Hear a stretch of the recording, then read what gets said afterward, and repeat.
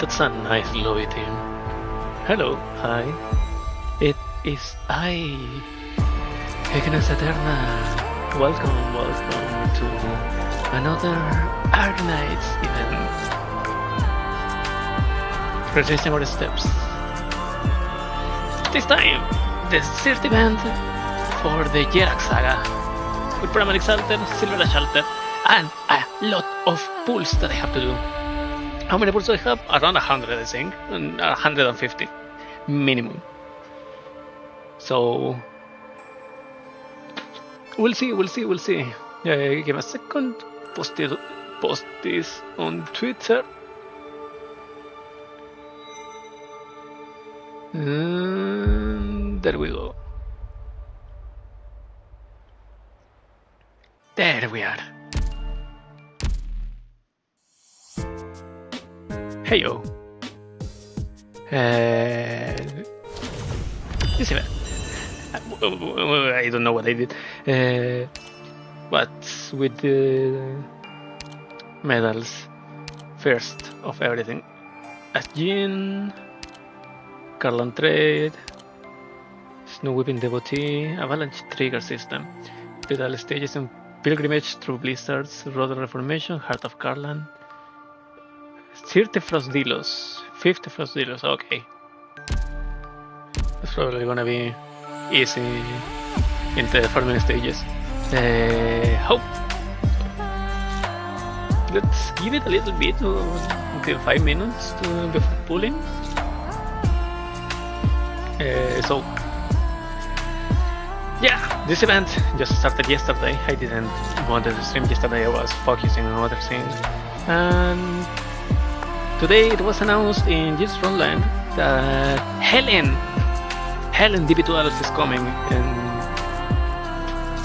in that Thursday 23rd. So we're gonna pull.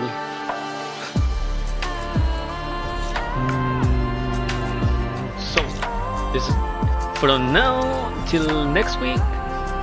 It's a lot of events. I have to finish the lady event. I think it's only needs another stream and some energy drink, I guess. We have to read this event.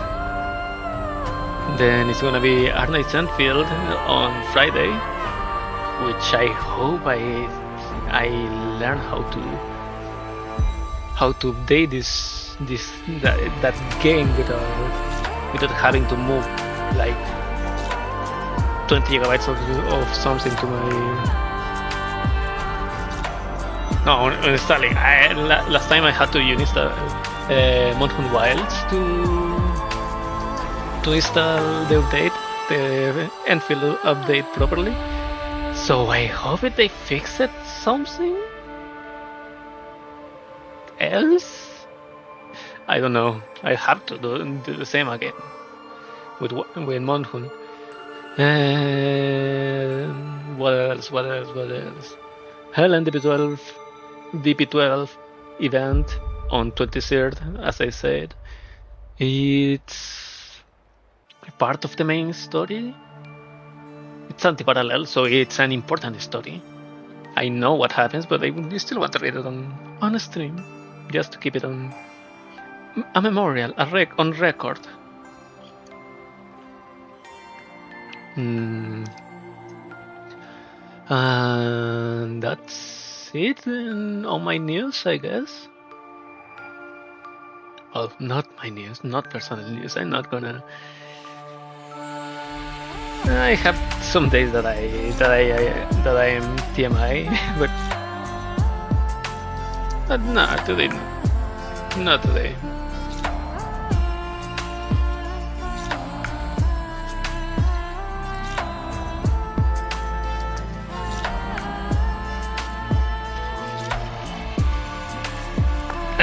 Sorry if that.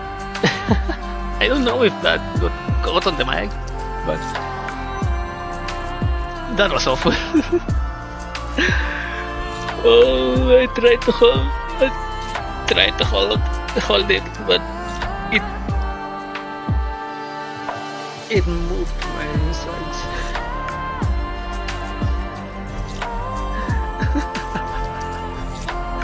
Well, I guess it's time to pull or something. I don't have any catalyst prepared for Pramanix. I don't know if I even have.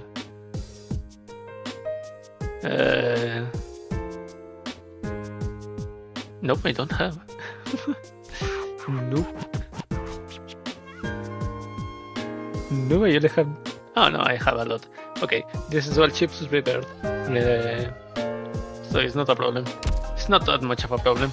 Okay, let's pull. It's 6 minutes.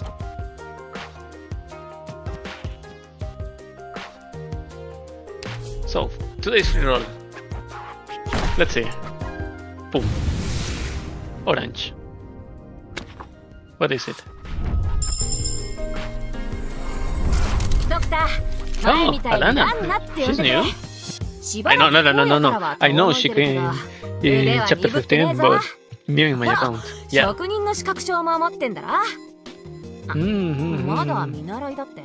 That's good, that's good. New girl. So I have 120 something here. Plus 10, 130. And I don't know how many tickets do I have. So, yeah, let's pray. Let's pray to Saintess Pramanix. Oh, the music is lower.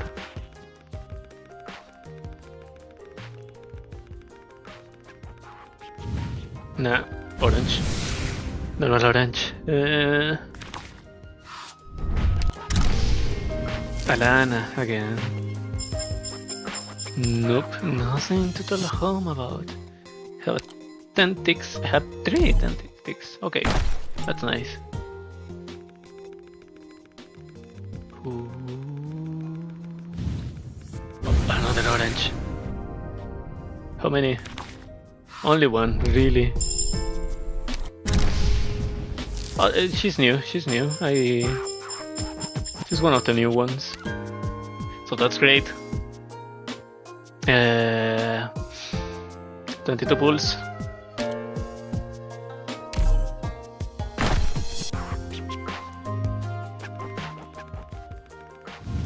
That's a blue box. Really? Man. Dude.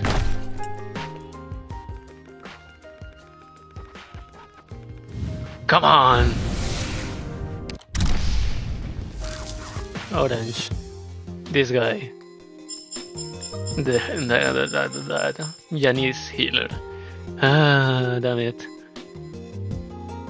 I'm praying for Saintess Pramanix. But God doesn't hear me! Ha! Fuck.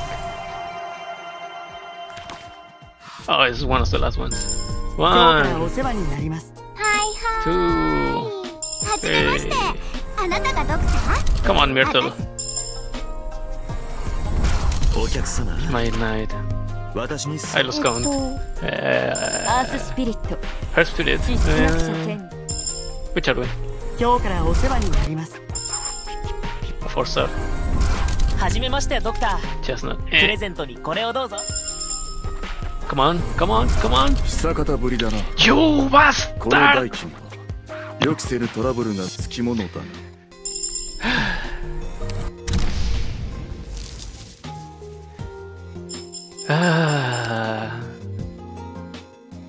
Weird cat. Fuck me. Well, from... Let me check the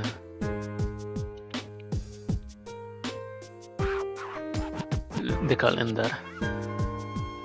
From Silverash, next important one is Nasty, then Titi, then Wang and Chen, then Belone and Sima. So the only one that I actually want from there is Nasty and Sima. Well, I have a little bit of... Come on!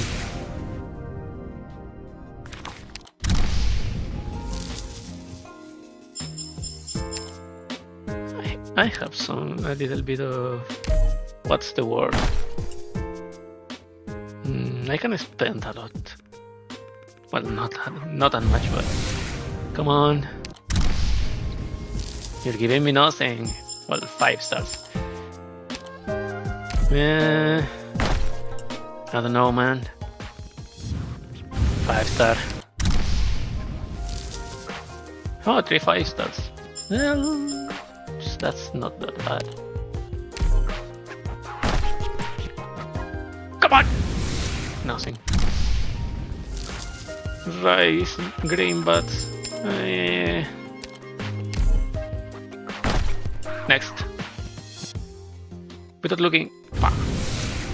5 stars. This cat! Fucking hell. How deep am I already? Yay, 6 star. Double 6 star! Come on, come on, come on, come on, come on, come on, come on, come on. Double 6 star! It's good. Come on!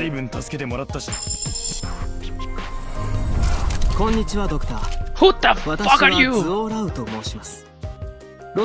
You bitch snake, what are you doing here?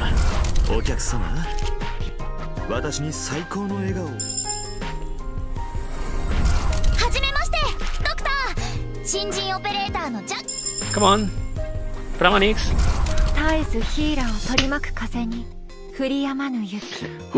Oof, I was scared. I was scared. Oh, that was scary.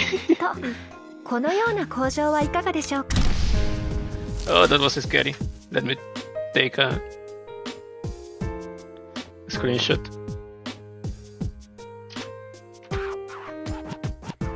Whew. Whew. Okay, 112. It wasn't that bad. Nice, I still have 100 pulls. It was scary. It was really, really scary. That bitch snake.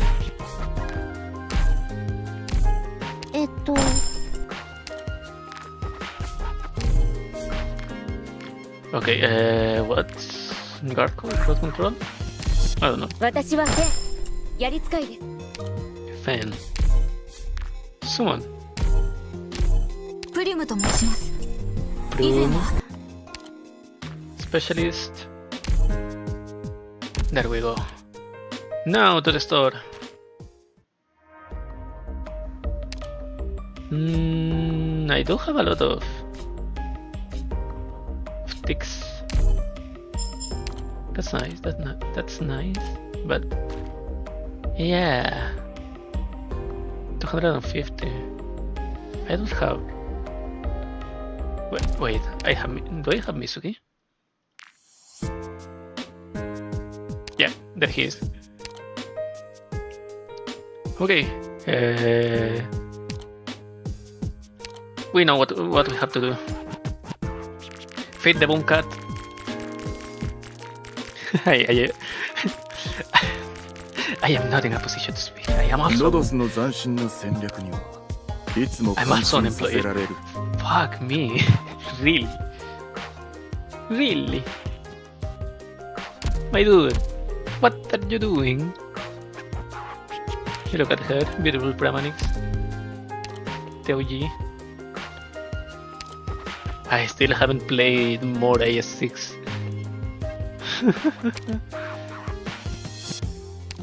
Oh no, it's a caster. Yep. There she is. I like phalanx casters. I don't know why. 先行く人の足跡を Give me a 探 second. しなさい。これはエラガンドの授けた知恵です。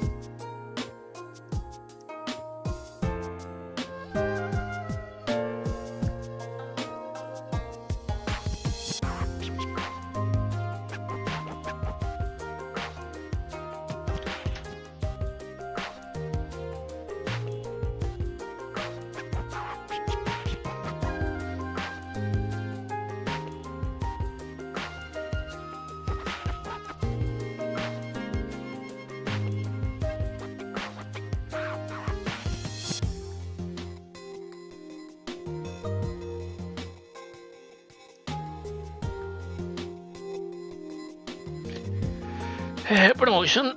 Pramanix Teperita. Prerita. Teperiche. いえ、お祝いや装飾品の類は結構です。巫女の装束だけでもかなりの重さがありますから、私には楽に過ごしてほしいと思うでしょ。She's so cute when she talks to the doctor. Like two slacker soulmates.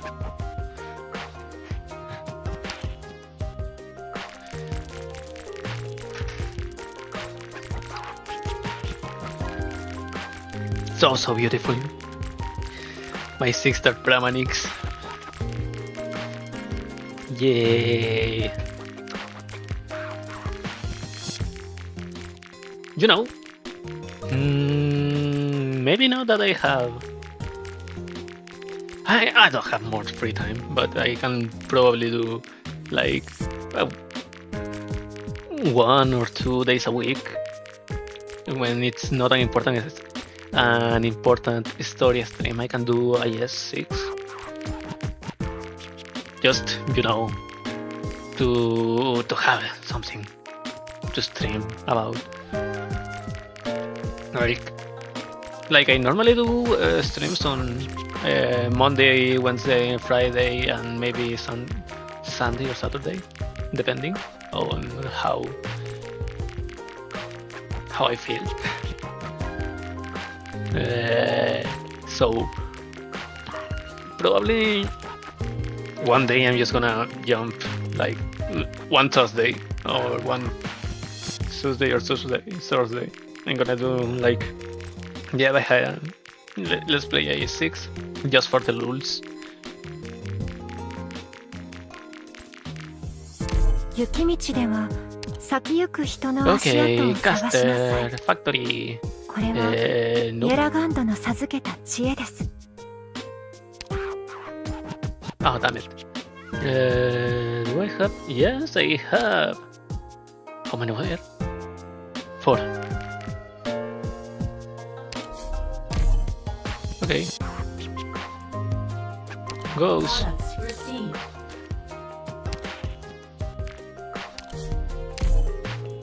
And Boomcat is gonna stay that way. Right, Silverash. Right. Where are you? Where are so? You.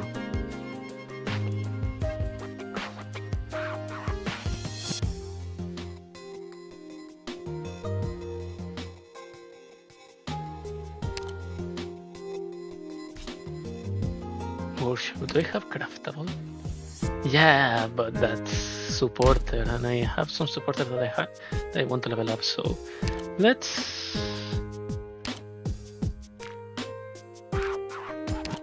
do one auto deploy.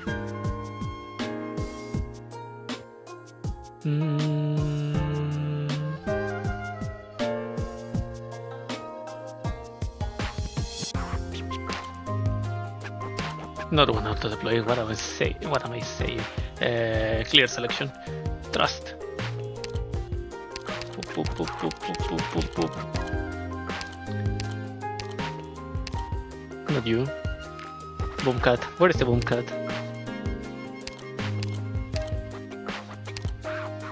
Here. And my new slacker wife. Where is she? EP wife. Nope. Not supporter. Again, the supporter. Again with the supporter. There she is. There. Whoop. forgot to level up the skills. Boom, boom, boom, boom. That's it. This is default. あなたの指揮に従うよ。待ってるね。Let's jump. No, this is just the normal, the rush. ドクター、This skill immediately against 10 DP. The parade players to I have to listen to the deployment waiting zone has -5 DP cost. Huh?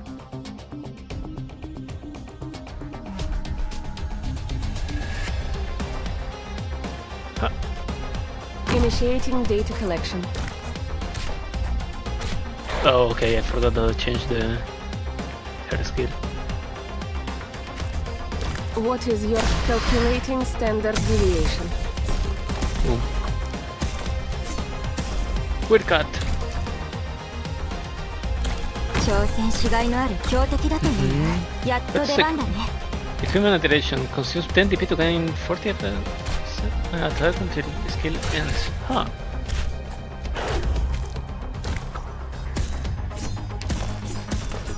Come on, super cut. なんじゃ、いずれ浄土を踏み荒らせしことを悔いん。Wait, what? You.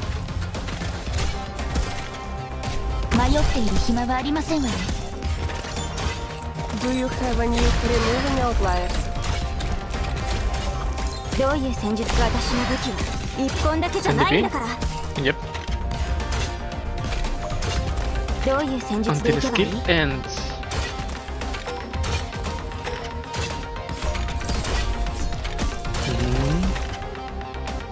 無事に帰ってこれたら勝ち。なんじゃ、己が道の正しきを疑わずして深みに陥りきる。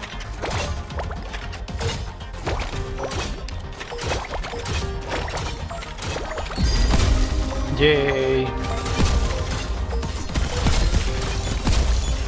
AFK skill.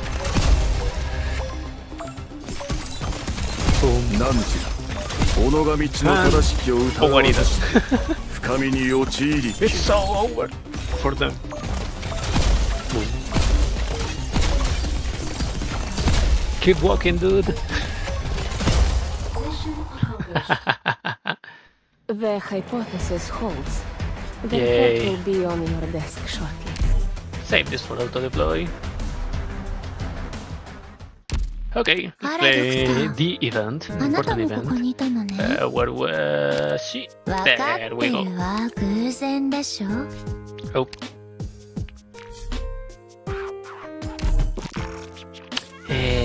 Shield Fractal.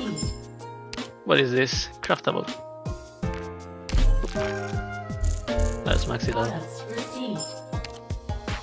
Caviar.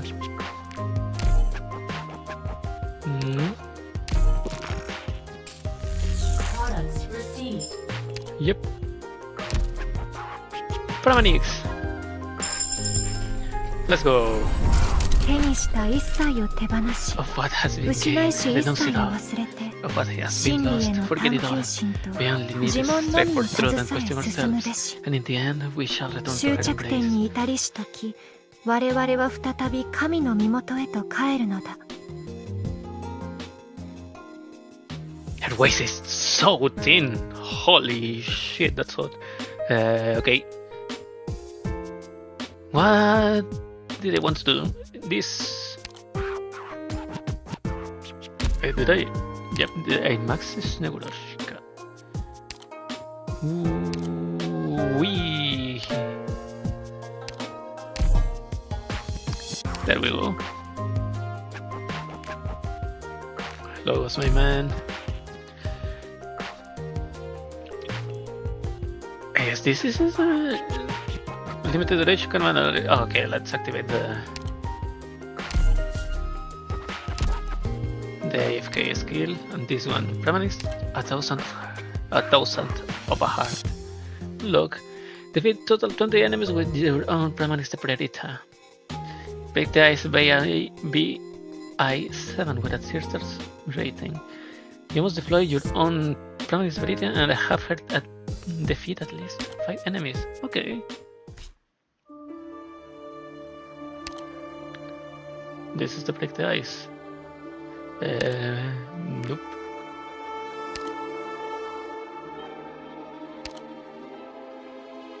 Can I?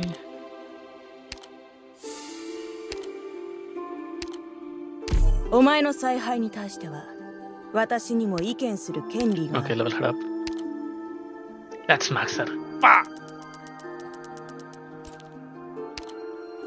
雪道では先行く人の足跡を探しなさい。 Let's go. これはヤラガンドの授け勝利は経 Everything. 験なる者にこそ与えられん。Let's jump.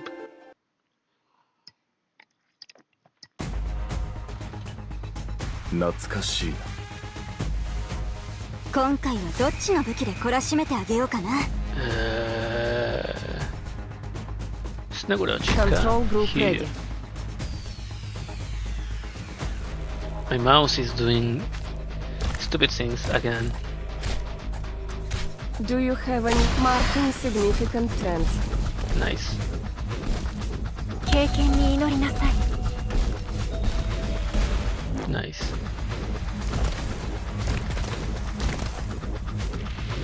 戦況は明白だ。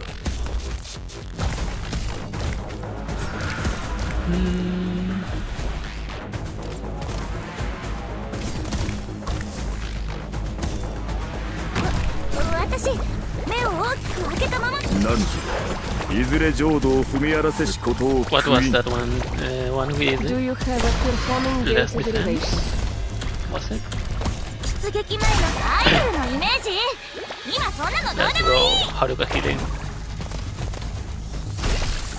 Haha! Got freezed, bitch. これは山々より授かりし力。 There we go.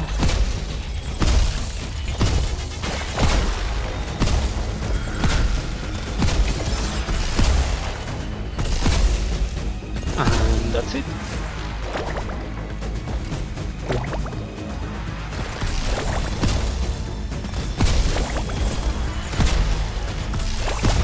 Look at that.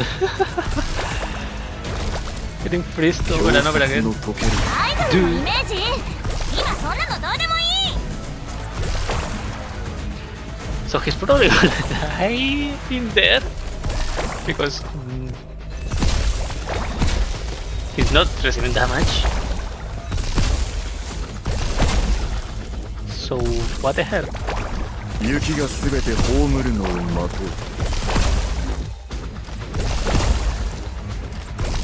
There's the other guy over there too.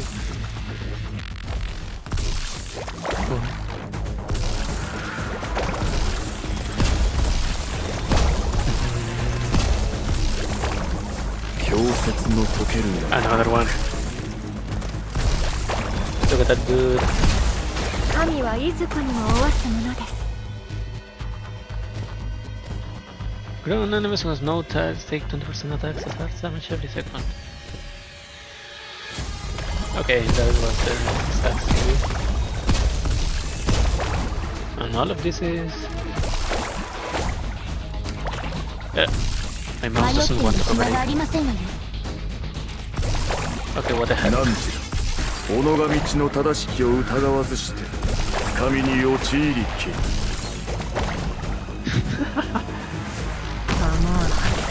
Come on.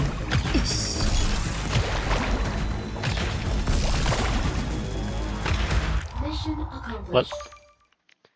老作の後はよく眠るべし。これは巫女の示す意志です。 Operator. Doctor. Here. There we go. Module. Unlock. I need 2 of these. Yay. Yay. Operators are not overworked. I know. You don't have to tell me when I have been playing this game for 6 years. I need more of these too. 4.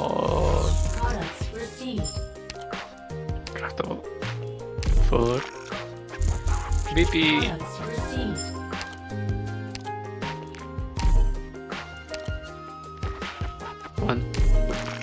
I know. Prefab. Let's do all of this.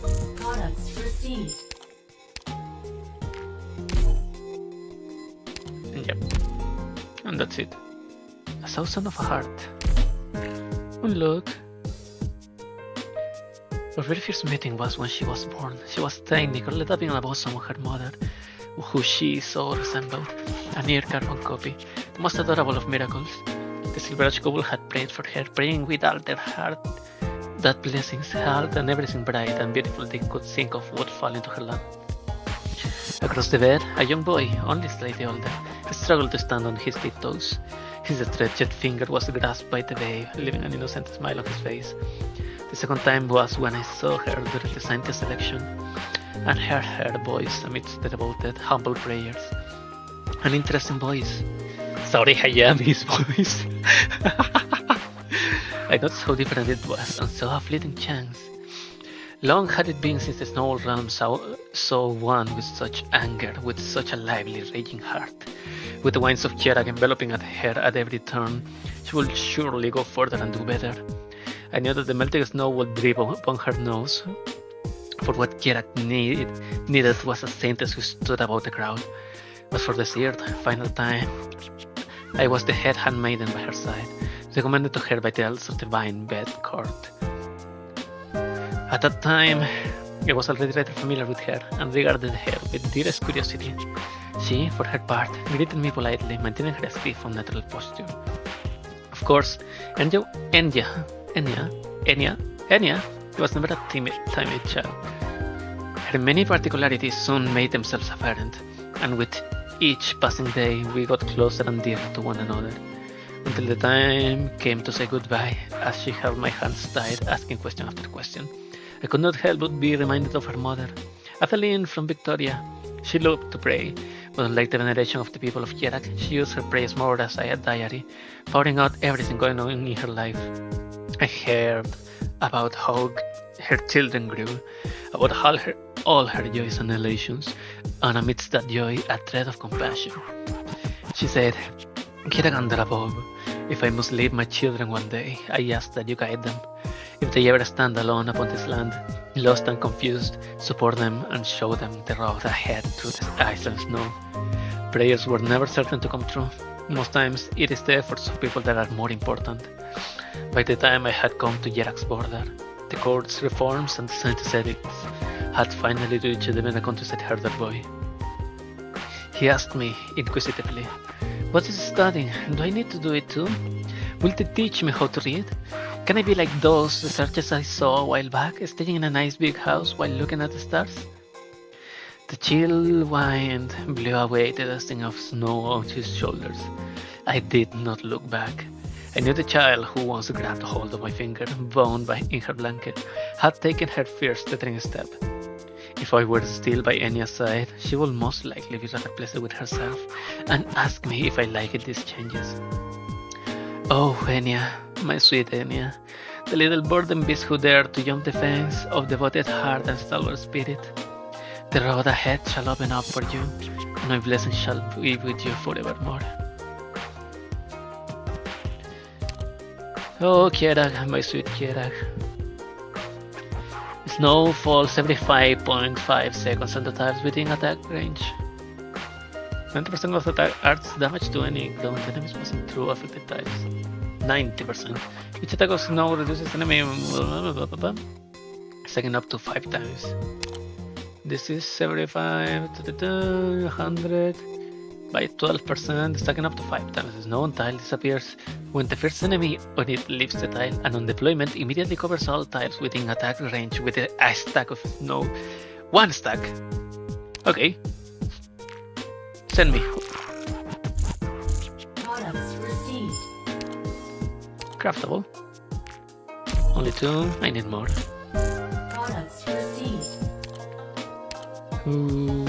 Wow. There we go.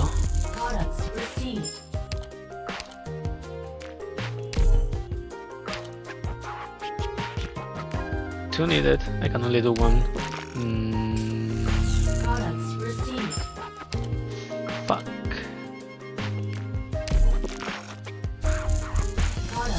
received. Meteorite.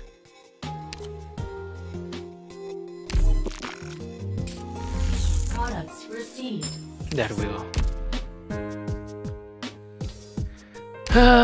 To level 3. Yay, yay, yay, yay, yay, yay. 1,000 of a heart. Sadly, this doesn't have a life 2D because she is not the limited one. The cat, the weird fucking cat is the limited one.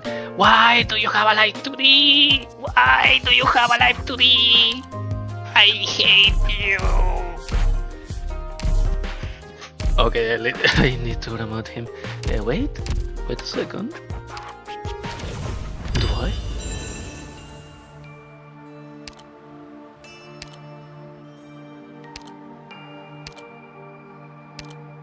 No! That was my...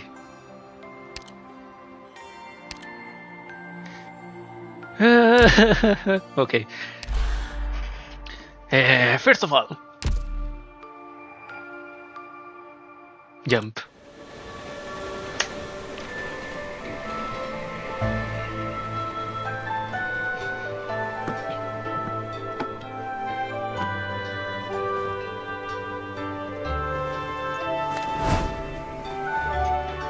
Baby Silverash.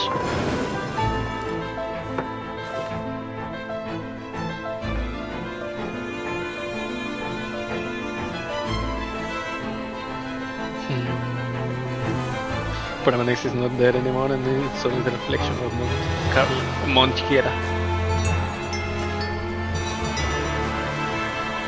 Carlan.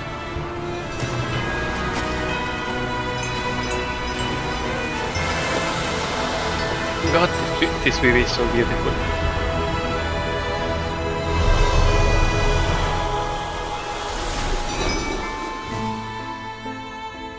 Ratatos.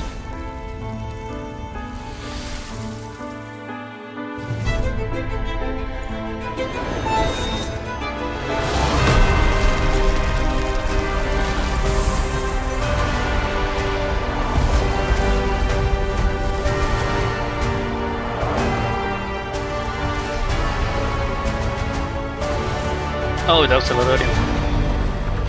Or Mont Carlan.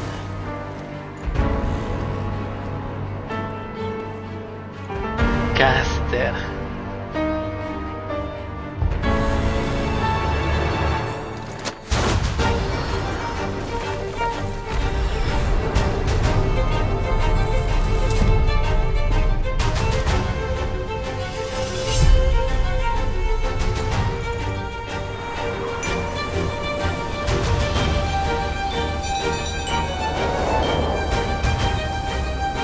Get her!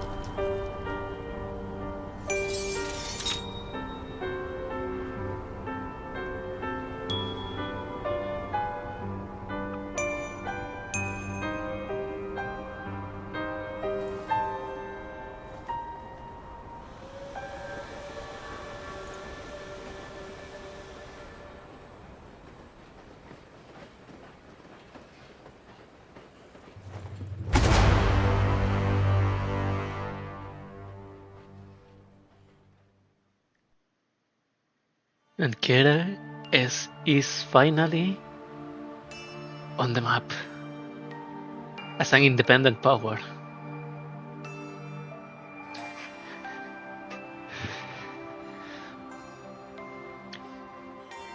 It was, I mean, good, so pretty. but it's all of the story of everything that has been happening in the whole saga combined, from Break the Ice to the rides to Lake Silverhurst, and now descending. Rivers fed by snowball flow ever towards Lake Silverhurst, nourishing the heart that never freezes. Landslide, and she said, henceforth you should walk the path forward alone.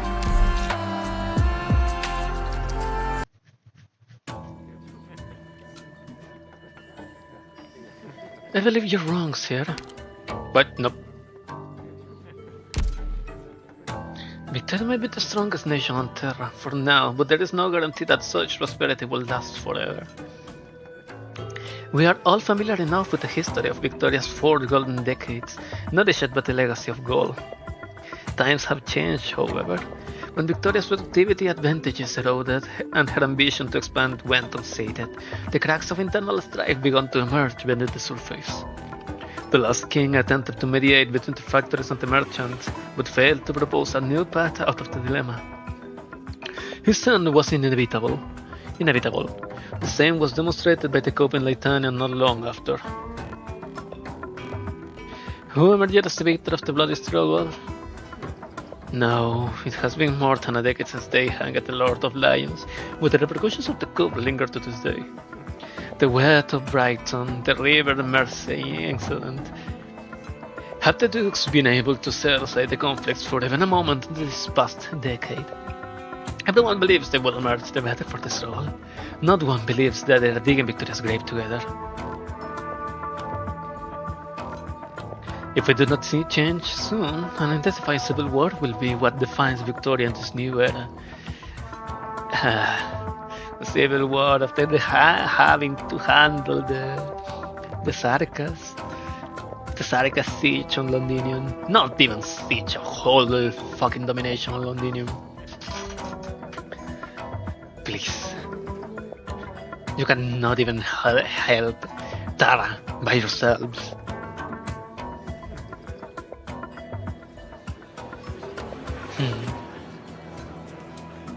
I heard that a most eloquent young man stole the show today.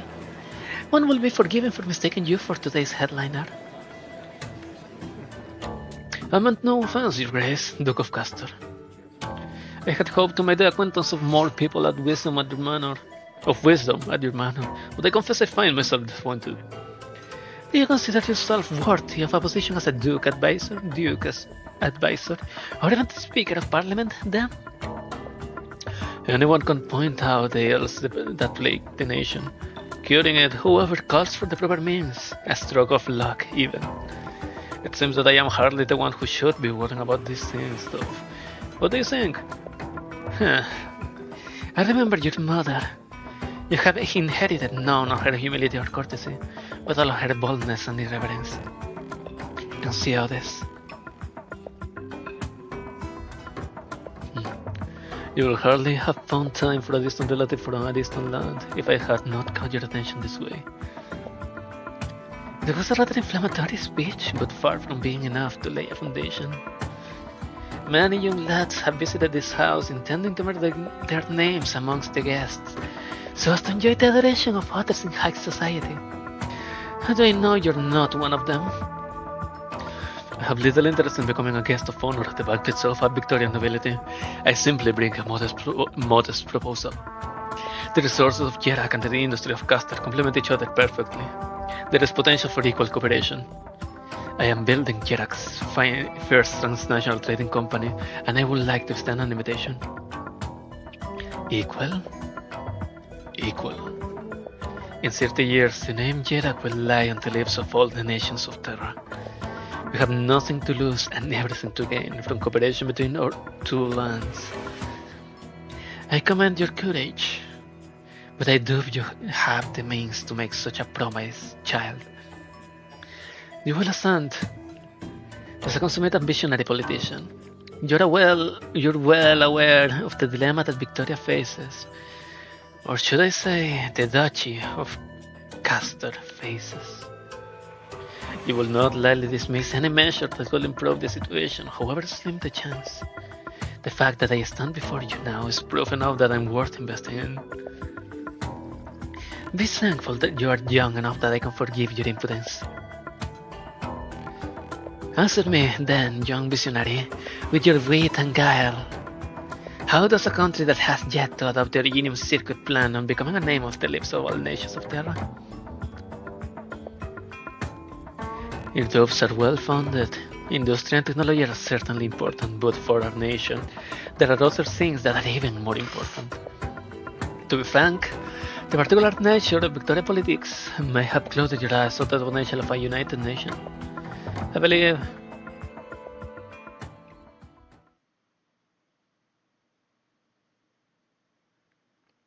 What do you believe in, Ciores? And she stopped upon the highest peak, pointed to the lake in the distance, and spoke. Remember the path you walk, and let not yourself forget. Fear the blizzard that has yet to come, and let not yourself be arrogant. Clutch your bows and arrows, pickaxes and hoes tight, and let not yourself be careless. Love your brothers and sisters, love your neighbors and friends, and love the rocks and hills, the grass and trees, and you will love your own siblings.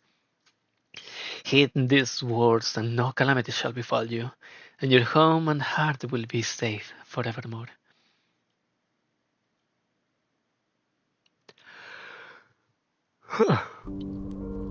It's been almost an hour. Saintess, it's almost time.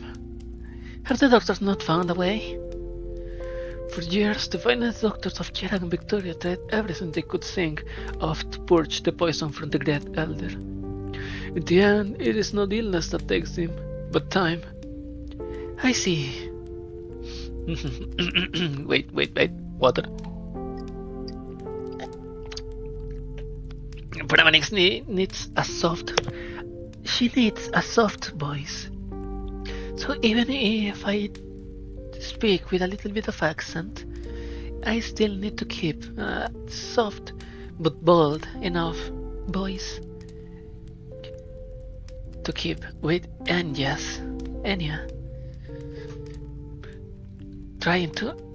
I'm not trying to compete with Saudi Hayamis, but it's still.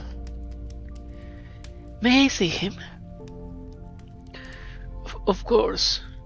Please deliver him in Kieragander's name.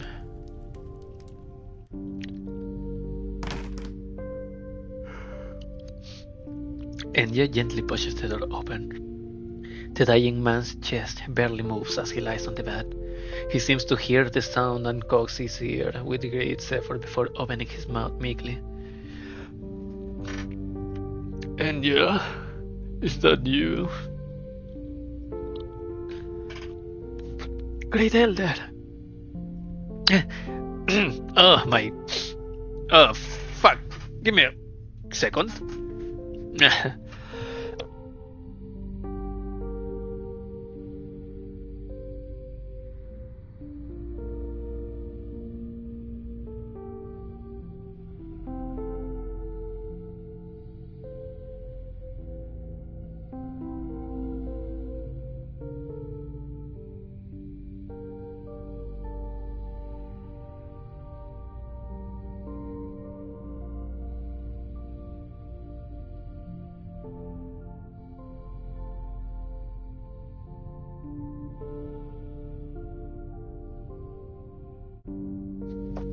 I'm back. I'm feeling a little bit cold because it's starting to get a lot colder.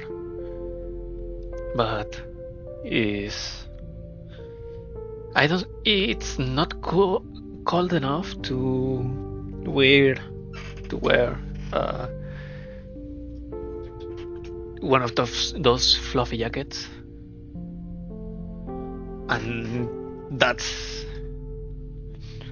more of the type of jackets that I have. So I have to wear just a light one. I don't know how they call it. I call it cortavientos. but it's good enough to not be so restrictive, but it's really light. So okay, let's continue. Okay, let's continue. Let's finish this chapter and I'll go clean my throat and all that. Great Elder, how are you feeling? Would you like some water? No. Listen to me, Enya. What is your wish? Huh? This day has been too long in coming. Do you think that this day has been too long in coming? Of course not. You taught me many things. You have done well, but I was a poor teacher, a poor elder. I was not even a pious child of Yeragander. Great Elder? I haven't heard Yeragander's voice for many years.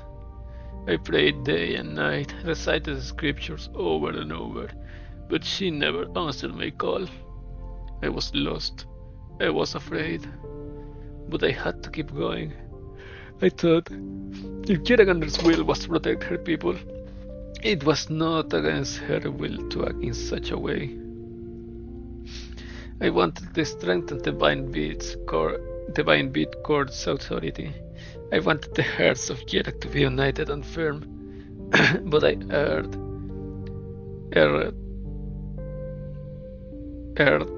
in many ways. One can lie to a man, but no one can deceive Yeragander.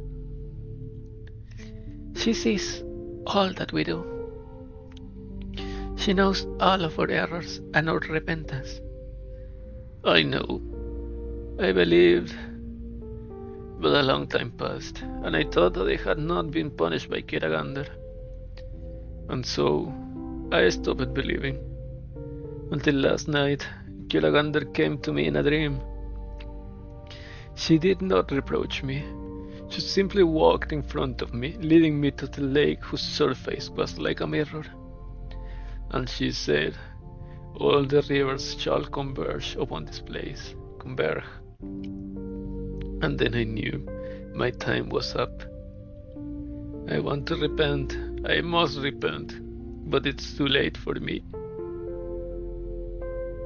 And yeah, tell me, honestly, do you still hear Yeragander's voice?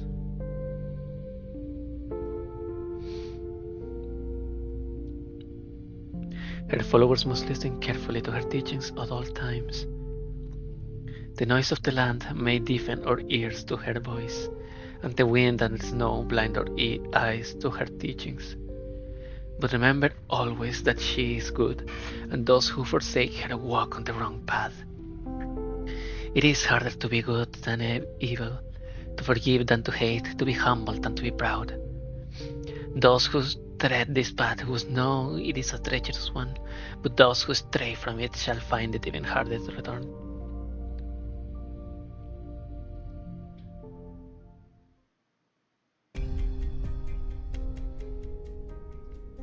Ha!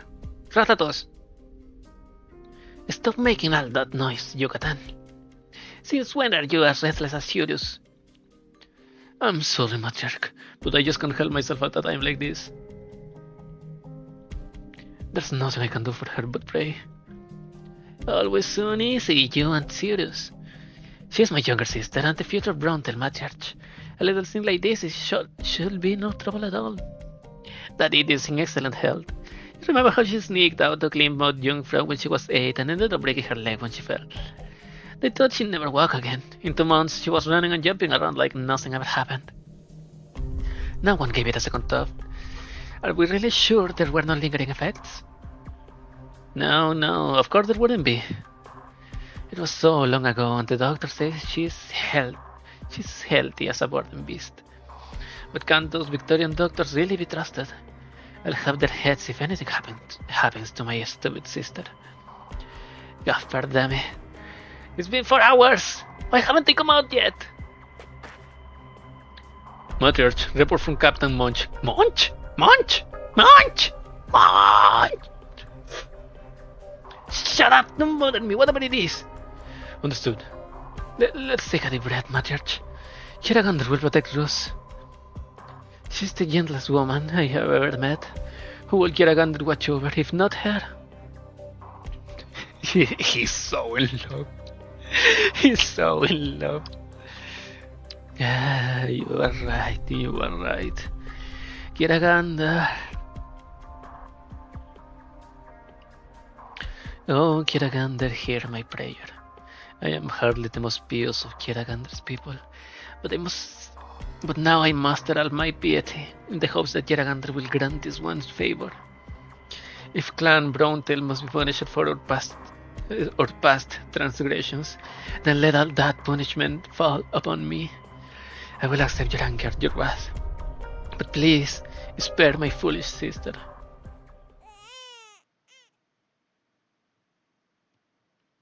Oh. By Kiragander.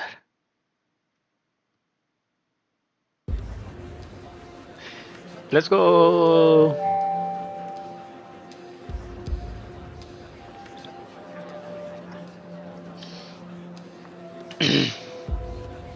Dear travelers, please note that train KT-392 departing from Lake Silverash, bound for Brick Pass, will be delayed by 1 hour due to inclement weather. Kirak Rail sincerely apologizes for the inconvenience. Please speak to a staff member at the information desk if you require assistance. Are Victorian trains ever not late? Looks like they have rubbed off on Kirak Rail. It's just a little wait. Frankly, I'd rather stay here for a while longer than deal with those investors back home. At least they have good system here for free. For free? But inclement weather, they say? Doesn't look like it's snowing. Ooh, who is this cutie? Agitated woman. Dot dot dot.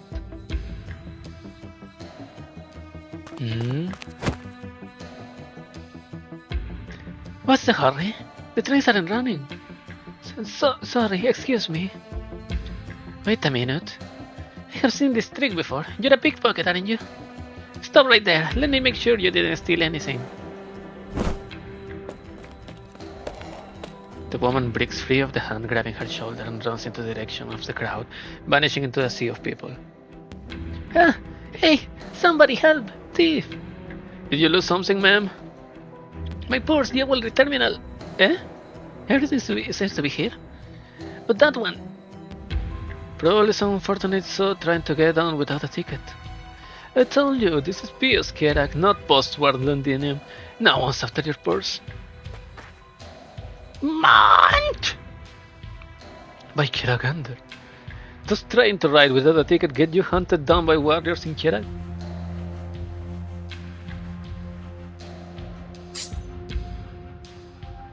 Found you. Madam Caroline of Ryan Lab.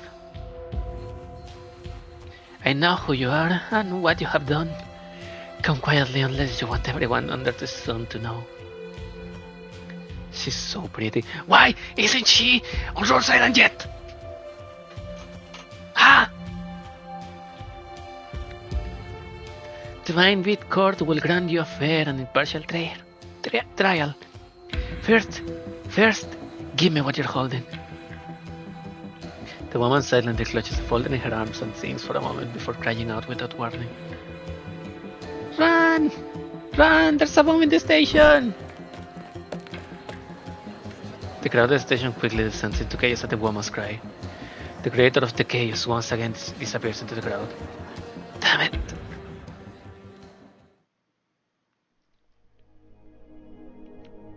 Munch!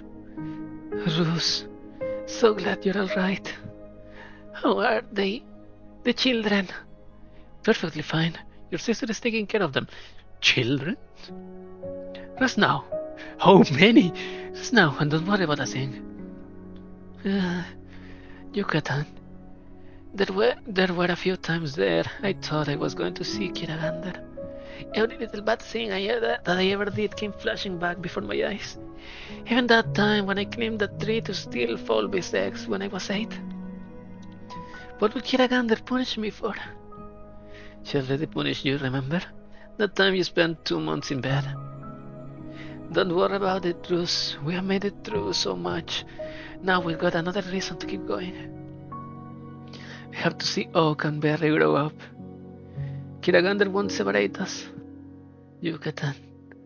Is it snowing outside? It's a little cold. I'll add some firewood and get you another blanket. Sleep well, Bruce. The winter will pass, and we can go see the flowers by the lake when spring comes. All of us together. Sirius closes her eyes and falls asleep quietly. It should be a moment of happiness, but Yucatan feels a rock in his heart. He looks outside.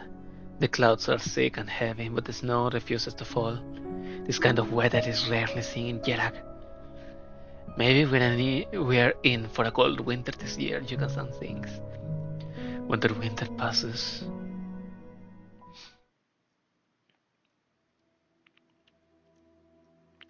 She is omnipresent. She cannot be soft. We need not question her existence. She is there when we chose to follow her. Do you remember this from the scriptures? No, this is not how it should be. If she is omnipresent and cannot be solved, then who hears her will and who... You should rest, great elder. Don't let yourself suffer. I see it, Enya. I see unprecedented calamity descending upon Markarland. I see Originium bringing ruin to the land. I see her abandoning Kerag. Cocked up in a bout of excitement, the old man stared outside the window, his face warped and twisted, seemingly sitting in anger, or engulfed by a terror that defies description. He raises his withered arms, trying to grasp something, only for them to fall back down meekly. Finally, he quiets down, as thought he has expended the last silver of strength he had. Great Elder, and yeah, say a prayer for me. The final chapter of the Kiragander. On all the rivers shall converge upon this land in the end of it all. And you shall walk the path forward alone, and the path you shall walk lies beneath your feet. She sighs as she speaks the words. She turns around and disappears in the wind and the snow from whence she came.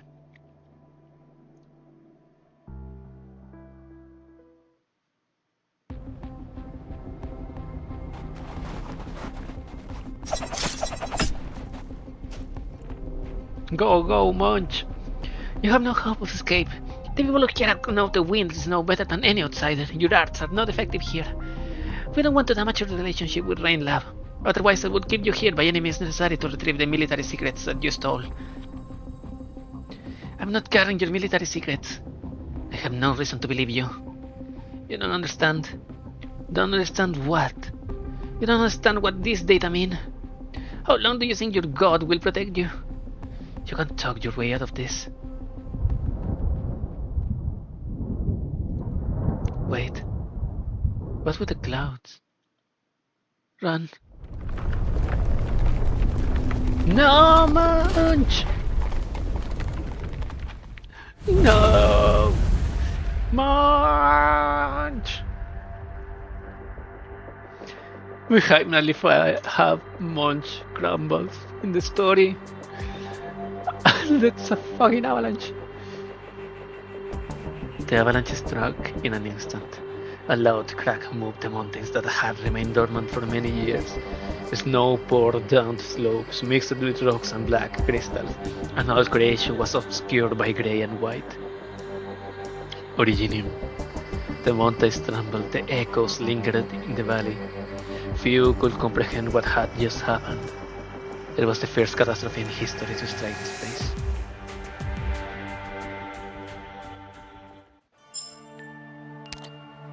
Okay, I'm going to leave you with... Doctor, what are you muttering there? I won't force you to recite any poems. But you have read them, have you not?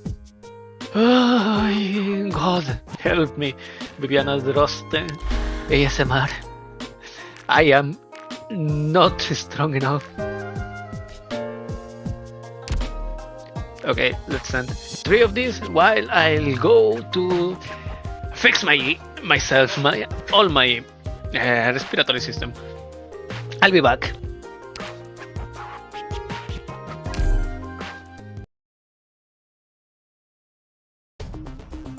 苦情を清め、人を惑わす正気を払いましょう。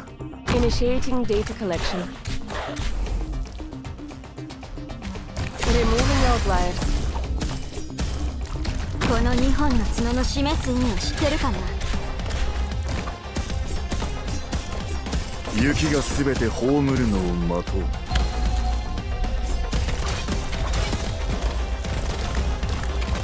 時間は待ってくれませんわ。 Removing outliers. 軽いサイズの名にかけて。雪がすべて葬るのを待とう。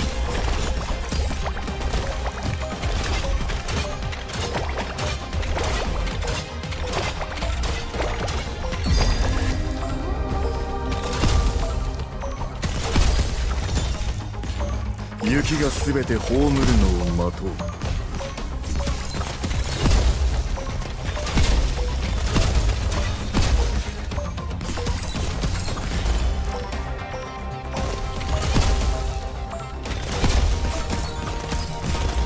氷雪の溶けるがサルゴンの戦士はまさにこういう勝利を追い求めてるんだ。もちろん私もそのうちの一人だよ。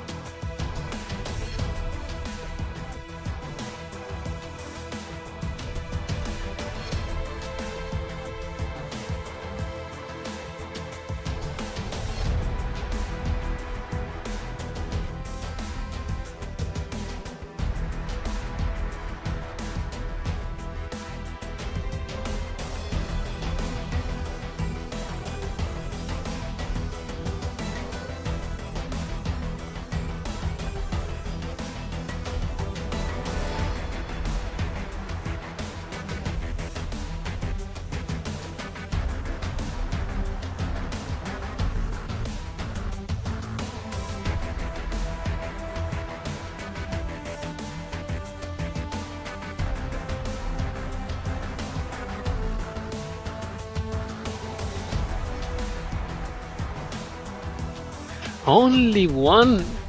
Really? God fucking damn it. Well, yeah, 1 sec.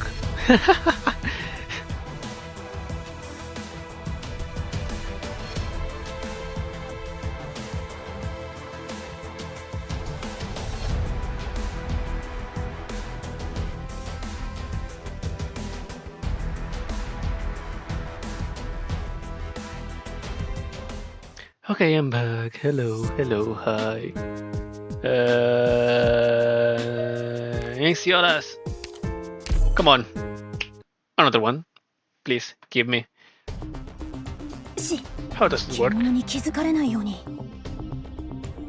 Control group ready. Performing data derivation. この2本の角の示す意 Okay, I 味 need を to 知って read the るかな。 skills because they're from Silverash. Because I don't know what they do. いずれ浄土を踏み荒らせしことを悔いん。 I know that there's 時間は待ってくれませんわ。 a funny thing with the Eye of Snow これでも食らえ。 that can give the 雪がすべて葬るのを待とう。 what's it? That can bring operators down to zero DP.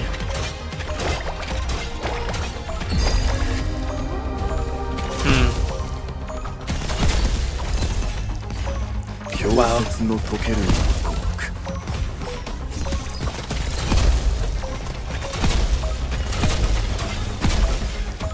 Damn, look at that.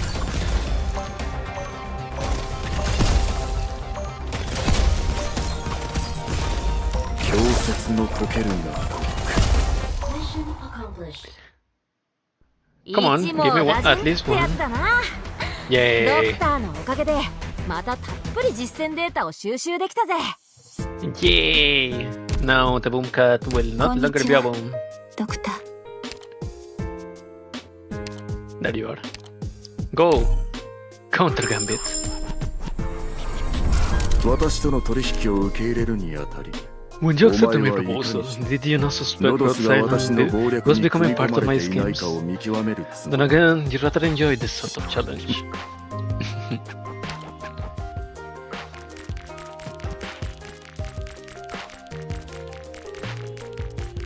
Cut! Cut.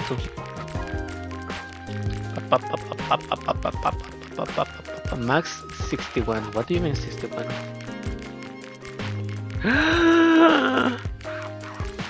I'm low on. Fuck. When did that happen? Oh, I know. When I level Pramanix up to level 90.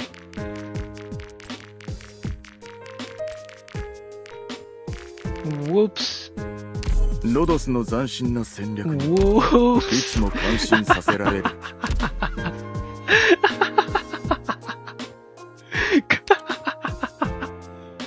Okay, that's funny as fuck though. They have some bugs that can give me. What's this? 100. Contain various supplies that can be used during carnival. Nah, I'm not gonna use it. Firearms work gift shop. This is from Luterano. What's this? Project 1 Definitive Edition. A high-speed battleship model can be exchanged for LMD. One side bears the signatures of Gnosis and you can recognize each miniature of them.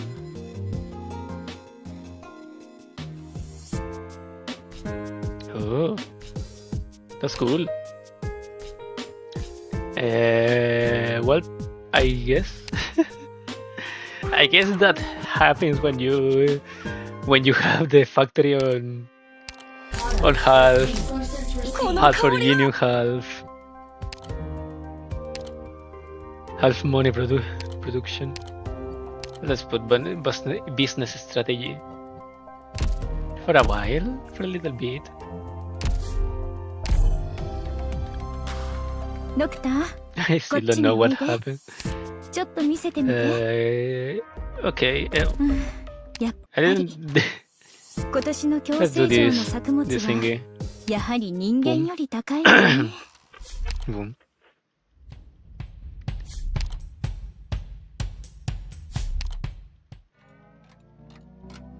I don't know who put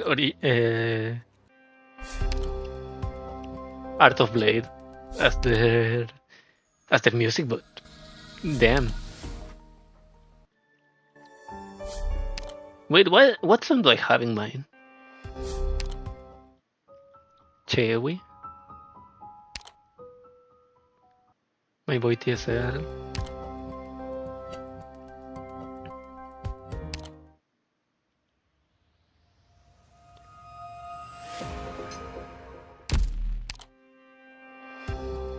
外はいい天気だよ。砂ぼこりもないし、天才雲も見えないんだ。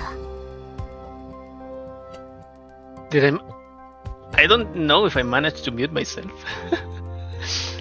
Oh shit. Oh, that was hard. Oh my. 面白いか。そうは思えない。 What the fuck is that? This. Music. General use automated solution. Okay, Vigilo. Application ready. This is the. Yep. The one from the DDD and the Obsidian Festival. Business City, what's this? Oh, Winter Loneliness.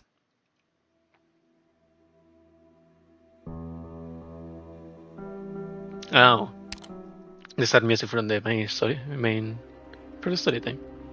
Peaks, a toast to Spring Mounds. I don't remember where this is from, but it's probably one of the Swiss storyline. Probably Link? Mystic Sea Undertide.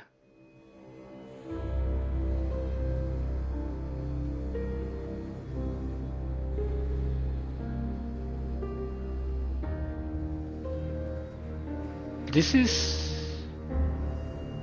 IS3.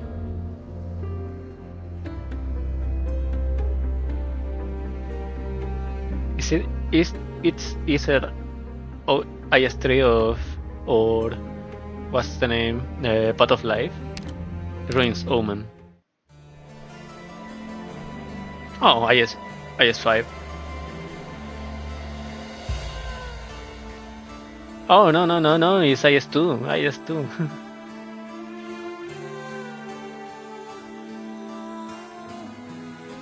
The Decision, is it called?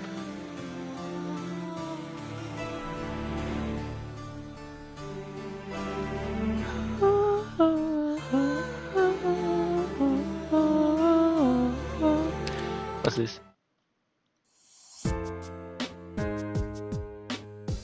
Ace. Las verano, clear sky, everyday life in the holy city. Probably guiding ahead.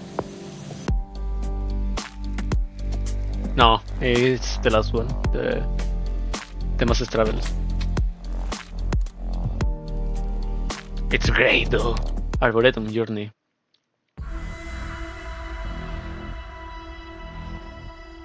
This is a Path of Life.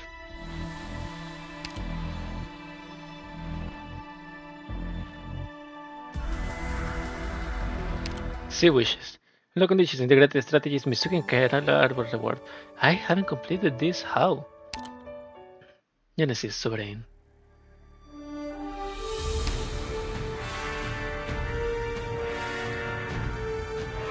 This is from chapter 14.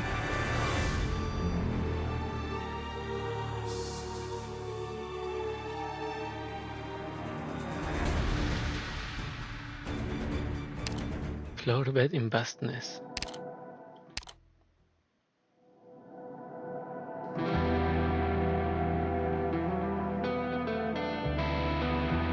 Ooh.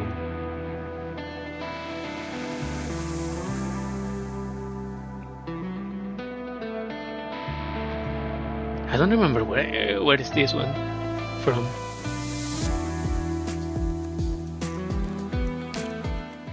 Reclamation algorithm ties within the sand. I can probably unlock the ideas taken form. Sarcas form side fables reward. The main OST. Holographic combat matrix. Oh, I know where this is. Yeah. Operation Blade, of course it's Operation Blade. Everyday life in the holy city is good. It's really, really good. These are ruins. Let's put ruins there. Yep. Now, after a little bit of leisure time, let's continue with what? Merencio's bowling. Of course, we shall continue with that one. OSTR 1. Nobody could have predicted what would happen when the first snow fell. Sentence statue. Avalanche warning index increases when enemy enters the avalanche area, or when you deploy operators within, and triggering an avalanche when it reaches a certain level. Oh. Hey, Aurora. La osita, cariñosita. Short.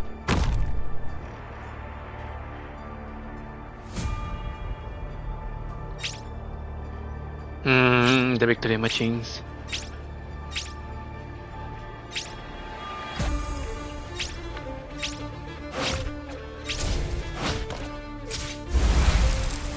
Well, huh? What happened? This is a place Jaragan that prohibits anyone from eating food. She won't let anyone through. Look, it's the saint statue. She uses it as a medium to rebel into the good avalanches. Oh, they OST? Holy hell!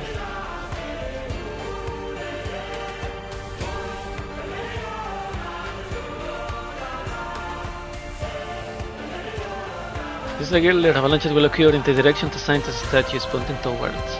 Pushing enemies with great force and dealing true damage. All that just to drive some intruders away?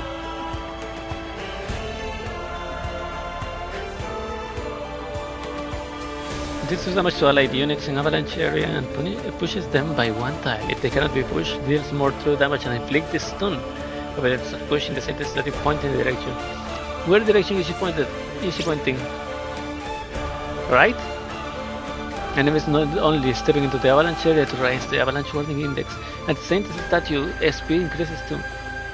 Once the warning index reaches a specific threshold, an avalanche will occur.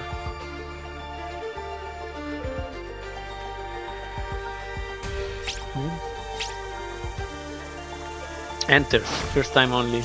Okay.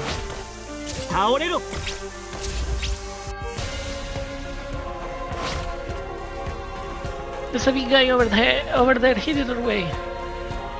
Watch, the avalanche warning index increases based on the intruding's enemy weight. The heavier an enemy when they step into the avalanche area, the stronger Jiragander feels the intrusion, and the higher the avalanche warning index will climb. Shark knows a lot of Kira. Huh?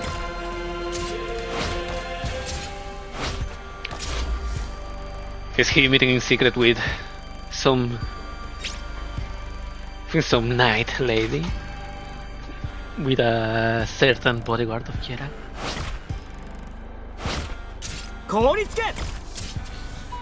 I'll back you up. Oh, the avalanche is flashing. An avalanche is about to strike.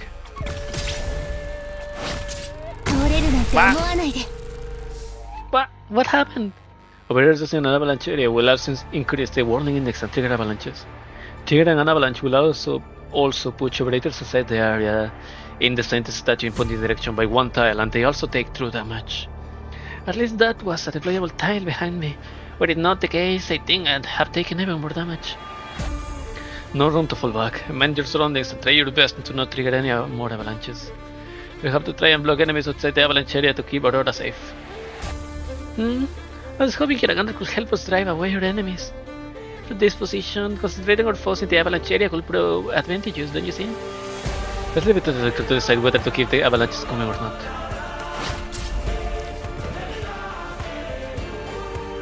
That's the question.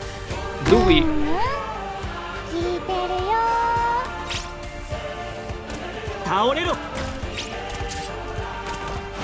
Aurora! Come in!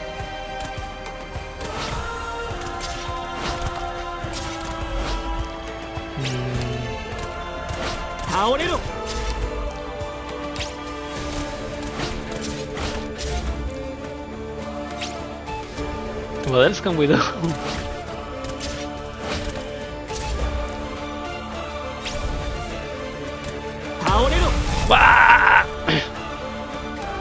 That was a lot of damage. Aurora!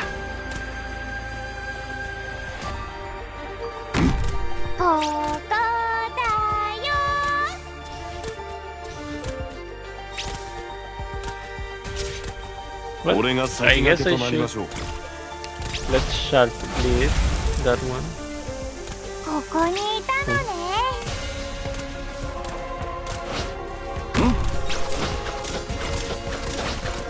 Go. Nice. I should have put Crocodile on earlier. Current trade R&D unlocked, research and development. Operation OS1. The wailing Folkbeast continue to circle about the snow, heralding news of death. More misfortune is still on its way. Ooh. Start. Togawa Sakiko. Silverash the Boomfrost. Team Alpha, drop the supplies in the east side clearing. Set up medical tents in conjunction with the Palerocha reinforcements and be ready to receive wounded. Right. Team Bravo, take your shovels and wineskins and look for survivors in the ruins of the train station. Be true and keep your ears open for any cries. Alright, team, grab your gear and follow me. Try not to make too much noise. We will still be looking at a second avalanche. A team is on its way to investigate the mountains. Trust our people and trust in Kiragander's protection. Bye Kiragander. Bye Kiragander. Bye Kiragander. Time's a wasting, get moving. Yes sir. Bye Kiragander. Before the voices disperse in the cold wine, the servants of Clan Silverash are already on the move, spreading out on the snow in every direction. They are not the only ones here. The white tide has torn a gash in the peace. As they started with the peace. Over here! This one is alive! Hang in there! You're a son of Yerak, you can take it! My leg! I can't move my leg. My leg is... Don't move! Somebody in the back, report! We dug a hole, but his leg is pinned under a steel girder. If we can get it out of the way, we'll need a surgeon to... No. I'll try to take it up a little bit more. Okay. Good news. The girder is a little broken. All we need to do is lift it up. All we need is a little elbow grease. Over here, all hands on deck! Hold tight. 1, 2, 3. It hurts. You gotta come. Pull him out now. You got him. Take it easy. Lift him up and put him in the tarp. Careful not to pull the wand open. Slowly, carefully. Got it. Stretch it. Out of the way. Stretch it coming through. Suppressed, restrained cries rescues stretcher survivors. The rescuers run back and forth on the white snow, their faces red with exertion, hot sweat dripping in the snow. Take over for me here, Gulo. Save every soul you can. Right. But where are you going, sir? Sir Arctos, is rescue work in the south already done? No, not yet. Gulo's overseeing it. I came to find you. We're handling things here, no need to worry. The Bronter's help has already arrived, and they brought blankets and food. Madame Ratatus wanted to come personally, but she seems to be otherwise engaged. I figured as much. We know what's going on. Nobody blames her. Sistrak, the timing of this bloody disaster. It came out of the blue, and there were no warning signs, no chance to prepare. Yes, that's why I came to you. You know the rules. This avalanche happened on Palerocha land, and we are responsible for the mountains here. I have been watching the thickness of the snowpack. I sent the records myself. Everything was normal. That's why I came to ask. Do you have people of the research institute of yours whose job is to check on the mountains? What are they saying? Research institute? You mean Rhine Lab? Yeah, they spend all day on the mountains carrying all the newfangled gear. You're not telling me they didn't find anything, are you? They have their own projects to deal with, and they don't necessarily focus all their attention on the mountains. Besides, we came as soon as we heard about the avalanche. We haven't had a chance to find out what they know. Silencio descend the temperature of the mountain with a team. They should be back soon. This is sending chills up my spine. What in blazes is this avalanche? The wind wails, carrying snowflakes with it. The man turns around and stares at the mountain. He may be a mountain among men, but he is little more than a pebble before the silent mountains. Stop!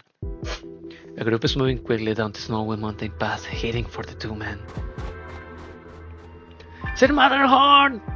We must let Sirius see the snow at once. We found...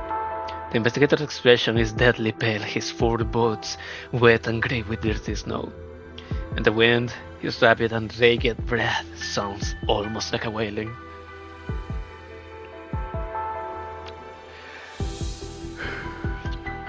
If there are no further questions about framework agreement, let us now move on to the developments of terms of our agreement.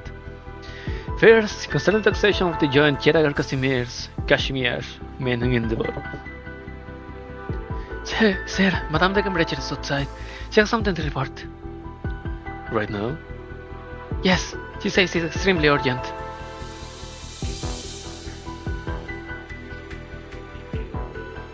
What's the urgent matter? We found this on the mountain with the avalanche occurred. The Breacher opens her gloved hand, and the small black shard of Originium lies quietly on her palm. On a mountain in Yerag? If the mountain by the train station counts as Yerag. Both Gnosis and Rhodes Island have examined it. It's almost certain that... The Breacher looks around her, making sure that there are no eavesdroppers, and drops her voice. This avalanche was a catastrophe. How many know? The investigation team is our people, so we can keep them quiet, but a number of those at the foot of the mountain have been infected. It won't be a secret for long. It's strong matter for to set up a blockade and not allow civilians to approach. I want checkpoints on the mountain as well. Contact Rhodes Island and request secrecy in the housing and treatment of patients. Tell them to contact Carl and Trade if they need any help. And tell Radatos and Arctos to meet me at the train station in 1 hour, whatever it takes. Understood. Anything else?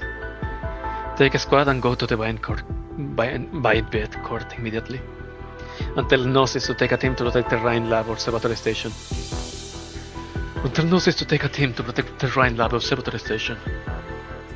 Understood. I don't know. Jumping from voice to voice is hard. And Silas checks his clothes and goes back into the conference room.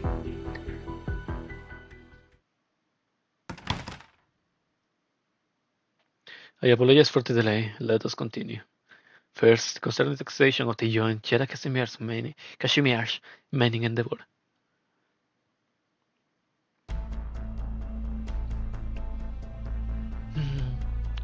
Preposterous! There has never been such a prophecy in any of the scriptures. Why would Kiragander punish us with a catastrophe?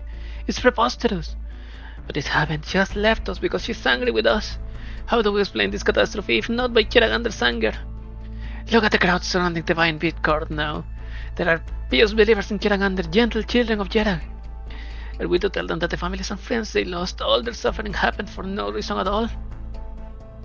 The people are troubled, their faith is shaken, but it is at times like this that our own faith must be stronger than ever. How do we know this isn't a trial for Kiragander to reinforce our faith? Kiragander has not abandoned Yerag. Why would she punish Yerag for no reason? Perhaps it happened because we acted against Kiragander's will. The young cleric takes one look at the saintess in the middle of the hall, then lowers his head without a word. You may speak your mind. Saintess, I believe this is the fury of Kiragander. It's a warning. Because the Vine Beat Court, because we made the wrong choice. We should not have allowed the faithless to build upon Mount Carlan. We should have remained firm and rejected them. If they did not defile the temple of Kiragander and anger her, what would His voice grows lower, but at the same time firmer. The hall is quiet with no one speaking out in objection. I see. You believe that I, the Saintess, have offended Kiragander and brought catastrophe upon Yerag. No, Saintess, what I mean is... No, your words offer valuable insight. It is not only the people at the foot of the mountain. Many who sit among us think the same way. This is what is happening now. People doubt the Vine Beat Court, and you too are anxious and wavering. Cleric Fangot, Cleric Ronoa, one of you believes that Kiragander continues to favor us as she always has. The other believes that Kiragander has... She bows and sings for a moment, her alabaster face cold as ice. Recite to me the 3 protections detailed in the Kiragander. Yes, Saintess. The first protection, page 7, line 9 of the Kiragander. And so she spoke to the shepherd boy, saying, I shall grant you shelter and all that you may need. I shall hunt in the woods, and I shall plant seeds in the earth, such that you will have furs to wear and food to eat, and neither frost nor famine shall take you. And thus she protects us from the harm of cold and hunger. Second protection, page 25, line 17 of the Kiragander. And so the protector came forth from the people, awakening the clouds of myriad colors and built high walls of earth, wasering snow. and thus she protects her home and her kind, and she taught us the means to defend ourselves from our enemies. And page 32 on line 2 of the Kiragander towards the end. That day she proclaimed to the people, "My eyes shall watch over you, my fur shall warm you, my backbone shall protect you, while my flesh and blood shall bless you. You have learned the way of wind and the snow, and learned the form of walking. You are the people of Kierak, and the land of Kierak belongs to you from this day forth." Very good. Now tell me, is there anywhere in the Kiragander where Kiragander promises that Kierak will always be safe from catastrophe? Are you making that promise to Kiragander's people on her behalf? Many of the city's clerics look down without a word. It is quiet enough to hear a pin drop. The smell of incense fills the nostrils, but it feels as though the breaths have been frozen in place by the change that just occurred. Your words ring true, Saintess. Catastrophe has struck Kierak. Some have died and others have become afflicted. The entire snow realm has heard the news. Fear, anxiety, sorrow, and even anger are spreading through the people of Kierak. Our duty is to seek a solution. Certainly. Now is not the time for debate, and my words are intended as a warning, not to fall into the twin traps of panic and prejudice. You are the faithful devotees of Kiragander, and you understand the weight that words have. No member of the Vine Beat Court is to speak of Kiragander's punishment from this moment forth. Tomorrow I will go into the Hall of Writings and devote myself to studying the scriptures and hearing her voice. Elder Atsu. Yes, Saintess. As the new great elder, you shall oversee the Vine Beat Court in my stead during my retreat. You are to carry out the duties of the court faithfully and diligent, from placating the people to conducting the memorial service and copying the scriptures for the repose of the deceased. Understood. We must have faith. Kierak has weathered many storms and overcome many challenges. The Vine Beat Court is ever with the people. An original catastrophe affected the fate of everyone. At least things haven't gotten out of hand. The girl exhales and slumps over the desk, finally able to relax the back that she has kept straight as a fig in the snow. I don't understand. Why do people keep treating our god as a wishing well? Why do they attribute everything good and bad in their lives to her? I know this is not how I should think as a saintess, but I don't understand why the catastrophe will strike now, either. Bring in the dressers, please, Kiar. The funeral preparations are done. Starting tomorrow, Will. Kiar? The room is quiet, except for the whistling of the wind and the cracking of the fire. Enya turns to find that room is completely empty. Kiar? Where are you? The handmaiden who should be at the saint's side at all times is nowhere to be seen. There is only Enya's shadow, singing along in the light of the fireplace flickering in the dim room. Kiar?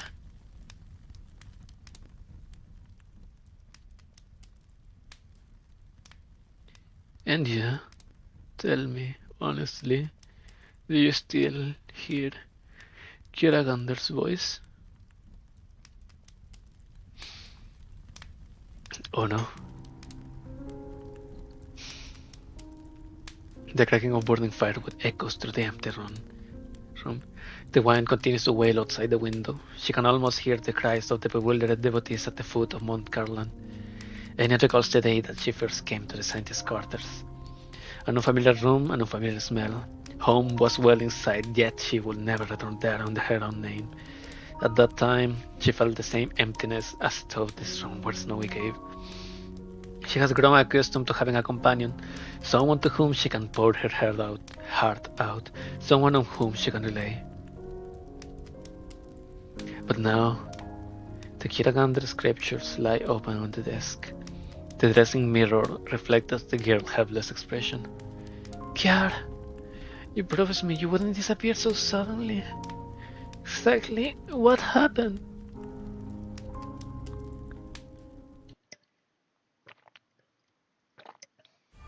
amidst the wailing. ホルンが鳴ったから次はドラムの出番だよ。 For Snow Child takes extra damage on colliding with the high ground. 8. Control group ready. 8. What is your height? Removing outliers. すべて計算通りだ。 Nice. 図らず Immediately gains 10 DP. The operator nearest to the eye of the blizzard in the deployment waiting zone has minus 5 DP because of Prioritas guard casts sniper operation on the right and gains a barrier equal to 50% of Silverash of the Rainfrost. Max HP upon deployment. 24. Goes. 経験に祈りなさい。雪がすべて葬るのを待とう。 Does this does at the deployment waiting zone when Silverash the Rainfrost is on the field. DP cost changes according to Silverash the Rainfrost skill. So it's not neither when the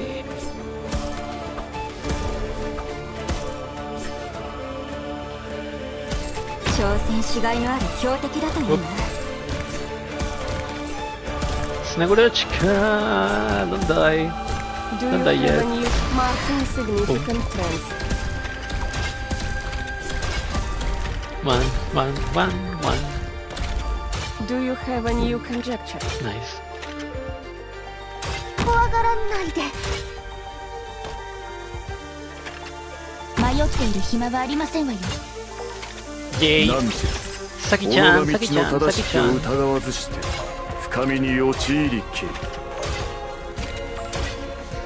やっと出番だね。 Consumes 10 DP to gain 40%. 私の武器は一本だけじゃないんだから。どういう戦術でいけばいい？ Modified. 関 Boom. 空はあまねく平等ね。 Oh, that's how it どういう works. 戦術でいけばいい？ Oh. So I need to manually hit modify. やっと出番だね。 That's how she works. Mercenary can spend DP to strengthen combat abilities. That's nice. Fluffy Snowball! What the fuck? Look at that chunker. Look at the chunker. 雪がすべて葬るのを Holy 待とう。 shit.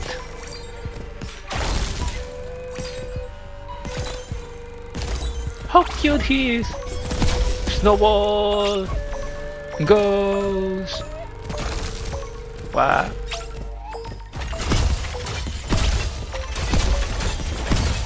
What? 強 What 説 the の fuck is my 時 mouse? 前に進む。 Let's go. Don't go any further. 無事に帰ってこれたら勝ち。 Ah! Avalanche.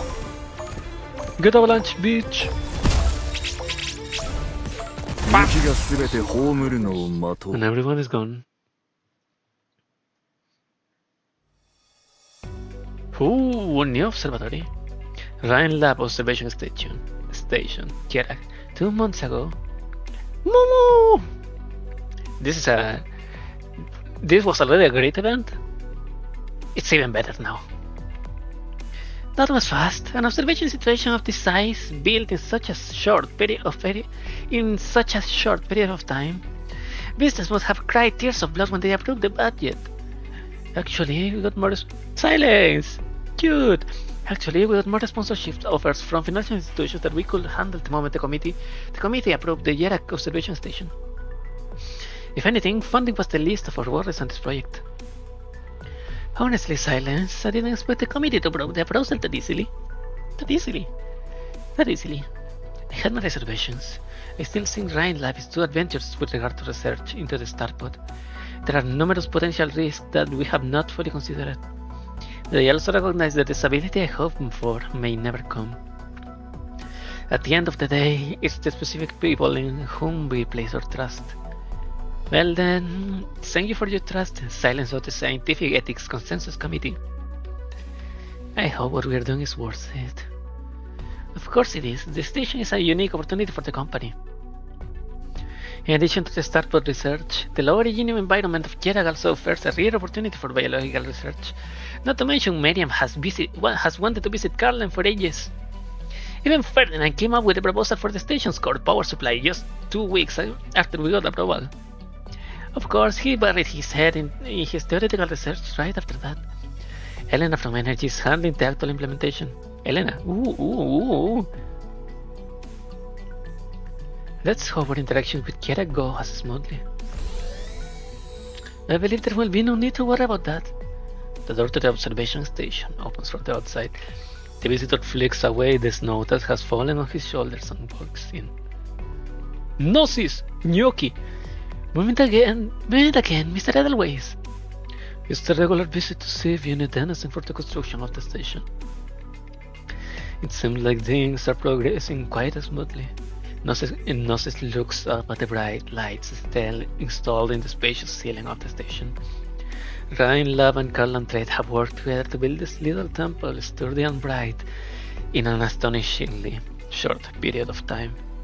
Compared to the houses of Kierak, its bold, futuristic design might as well have come from another world. Carl and Trade will do everything in our power to assist Ryan Lab observation project and provide any assistance necessary outside of the scope of work. As long as the terms agreed in the treaty are upheld, you will enjoy maximum freedom to conduct your activities in Kierak. Thank you for your generosity, Mr. Edelweiss. Research has always been the sole purpose of Ryan Lab. We have no reason to violate that treaty. Of course, we believe as much. Such transnational cooperation is unprecedented in the history of Terra. It will undoubtedly produce its share of obstacles. I simply wish to express that, as long as we proceed with due candor in the sharing of scientific information, we will be able to avoid the sort of accident that occurred in 3 months. Oh, I forgot to ask. Will the Saintess come and visit the station? I expect she will attend the opening ceremony once the facility is complete. Is there a particular reason why you hope to meet her? Oh, nothing serious. I'm just a curious critter. You're such a curious critter, little Mumu. I can't remember the Saintess wasn't too into her project, but then she flipped around and agreed all of a sudden. I just want to know what made her change her mind, and I figured that would be a chance to ask. The Saintess has a very busy schedule. If you wish to meet her, you may want to attend some local ceremonies. If the fancy strikes, the Saintess and the Vine Beat Court would be very happy to receive you. Let me know if you have such intentions, and I'll make the necessary arrangements. Well, aren't you meticulous? You seem made for this job. I simply showing your proper care and hospitality. It's our mutual hope that this cooperation will be a fruitful one, free of trouble. Much appreciated. Our project wouldn't be go so smoothly without your help. I would not call it help. We are simply trying to achieve the same goal. Carl and Trade will connect the Mondays of Kierak for you, paving the roads and providing the necessary freedom for your activities. In turn, Ryan Lab will share the data from your studies of local ecology and assist with medical development. The contract details have to go between Director Fitzroy and Carl and Trade, of course. I am a researcher, not a diplomat. I just want you to know that Ryan Lab has come to this sacred place in good faith. On this, I think we are of the same mind. They shake hands with nods and smiles, an image that could have served as a perfect press photo. There is no need to worry. We will continue along as friends, assuming we both abide by our agreement. Ryan. Oh no, I don't like this. This style of office. The 60s futuristic space age kind of lab. Well, it's futuristic space age, not, you understand. The representatives of Carl and Trade are here, Elena. They want to meet a representative of Ryan Lab as soon as possible. Why? We don't have any scheduled meeting with Carl and Trade, do we? It is because of the catastrophe? They want to discuss the cause and at least obtain the data observed by the station. Right. Did you see Caroline anywhere? She's supposed to be in charge of the observation data, isn't she? That's the other question I have for you. No one's seen her since yesterday morning. What?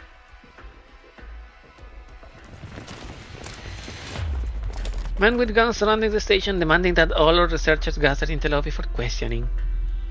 Is this how Carlan treats its friends, Mr. Edelweiss? The researcher stands around the spacious lobby in small groups. Noses and the guards of Clan Silverash occupy the outside area near the door. The two groups stand opposite one another, as though separated by an invisible river. It's a request, not a demand, and it seems that not all your researchers are accounted for. Who exactly are you looking for? A researcher who was spotted in a restricted military zone of Kerak. Gnosis scans the face of the researchers one by one. The strong guards stand silently while the researchers exchange wordless gazes. She is not here. It seems that Rhinelab is not fully aware of your researchers' whereabouts. If you're accusing us of espionage, I'll ask that you submit your complaint through the official channels. If you're unable to cover it with impromptu investigations like so. Of course, there is another reason why I'm here. I'm sure you have heard about the catastrophe that occurred within Kerak's borders several hours ago, something that has never before happened in Ori history. Panic is spreading, the people nerves are sensitive, and anything new may provoke a reaction. I'm sure you understand what I mean. Should I trust that you're not one of the sensitive ones, Mr. Edelweiss? My views on this matter, and Carlan Trade's views, are not important at this time. What is important is that the people want an explanation. I hope to work together with you to find the cause of the catastrophe. I'm afraid you will be disappointed. I just checked the station's observation logs. There was nothing out of the ordinary in the 72 hours preceding the catastrophe. So you're telling me that the observation station did not detect anything abnormal leading up to the first catastrophe to strike this land in 1,000 years? That's the truth, at least based on our observation data. Priestess! Helena? It's alright, Mr. Edelweiss wants the truth. We'll give him the truth. The primary objective of this observation station is to study the starpod. Current research shows no relationship between the starpod and the catastrophes. Similarly, any insertion that building an observation station here might bring a catastrophe to Kerak is purely speculative with no basis in evidence. Wait a second, Helena. Now's not the time to be argumentative. May I be frank? You may. The young woman's voice is calm, her gaze firm and unwavering. I won't mince words then. This might run contrary to the Kerak fate, but from a scientific perspective, so-called sudden catastrophes are not an abnormal occurrence. It is the peace and quiet that Kerak has enjoyed for so long, and the attitude of taking it for granted that is truly abnormal. The lobby is completely quiet. Elena's words echoed to the end of the corridor. When this observation station was first established, Rhinelab considered adding a catastrophe warning system. Unfortunately, we placed too much trust in the past experience and did not consider the installation of this system to be a priority. If we are to take the remedial measures, the real priority should be for Rhinelab and Carlan Trade to go back to the negotiating table and establish an effective catastrophe detection system in Kerak as soon as possible. A most astute observation, miss. She's right in everything. I agree completely. Carlan Trade will make developing a catastrophe detection system out of priority. We would like to obtain a copy of the station's observation data from the past month. May we expect your cooperation? Of course. One moment, please.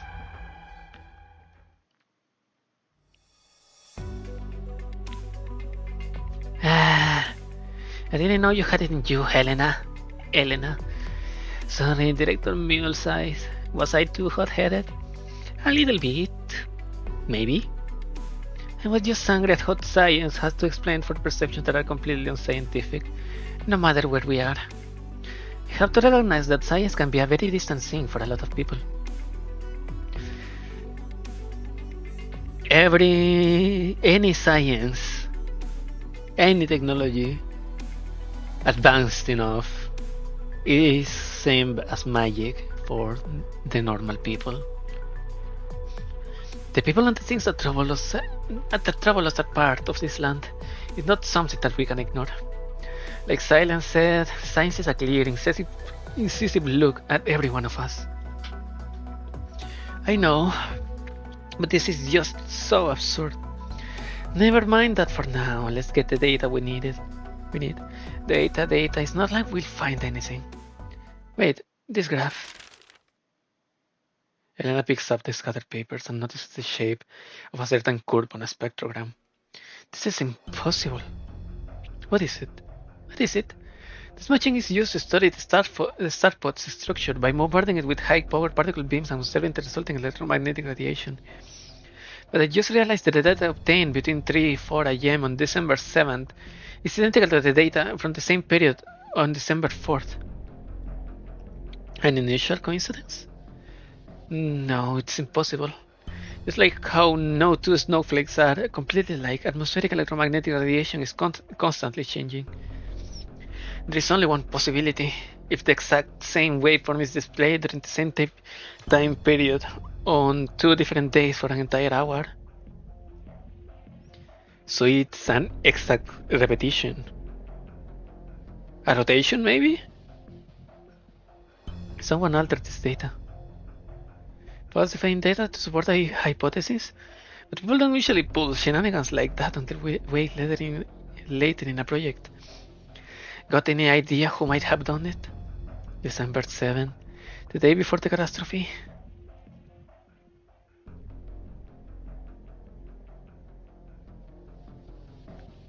The one on observation duty was Caroline. Could it be? Angry shouts pierced through the metal walls. Give Mount Carland back to us! Back to Kierak! Back to Kieragander! Get out of Kieragander's land! For fucking sake. 驚くべき戦果だ。お前のもたらす勝利には今や慣れたと思っていたのだがな。Ansiodas, I need money.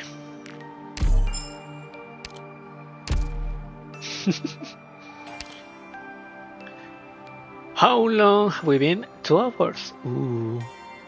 The visitor knocks on the door, bringing fine food and wine and putting on a show of friendship, waiting for a sign of weakness he can exploit. And this statue avalanche warning index increases when enemies enter the avalanche area, or when you deploy abilities within. Okay, that's the same. Silverash, what's it?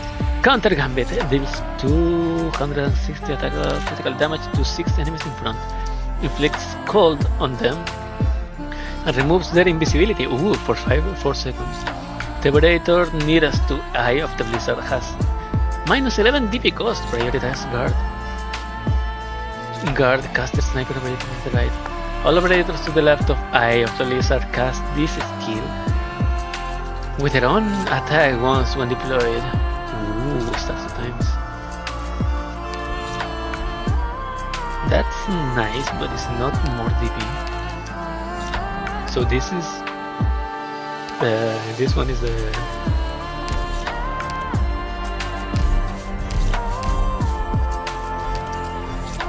ooh, 10 DP, 32 seconds, 320, 11.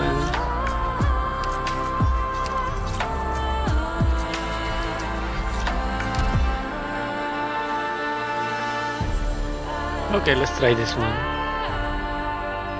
戦場に関しては新たな知見を得た。 Let's try.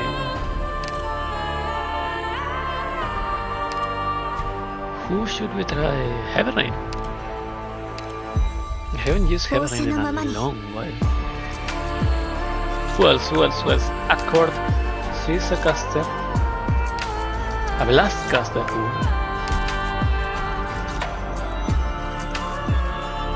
Who else? Kichise. Yeah, I like her, but Alan is new, Snow Hunter is new. It's also new, she's Ranked Nuker, Snow Hunter. Oh, she's a Hunter, huh? With ammunition. I like Betoshki, but she costs too much. So I want to use my beautiful Kira. あら、私が率いなくてもいいの、ドクター。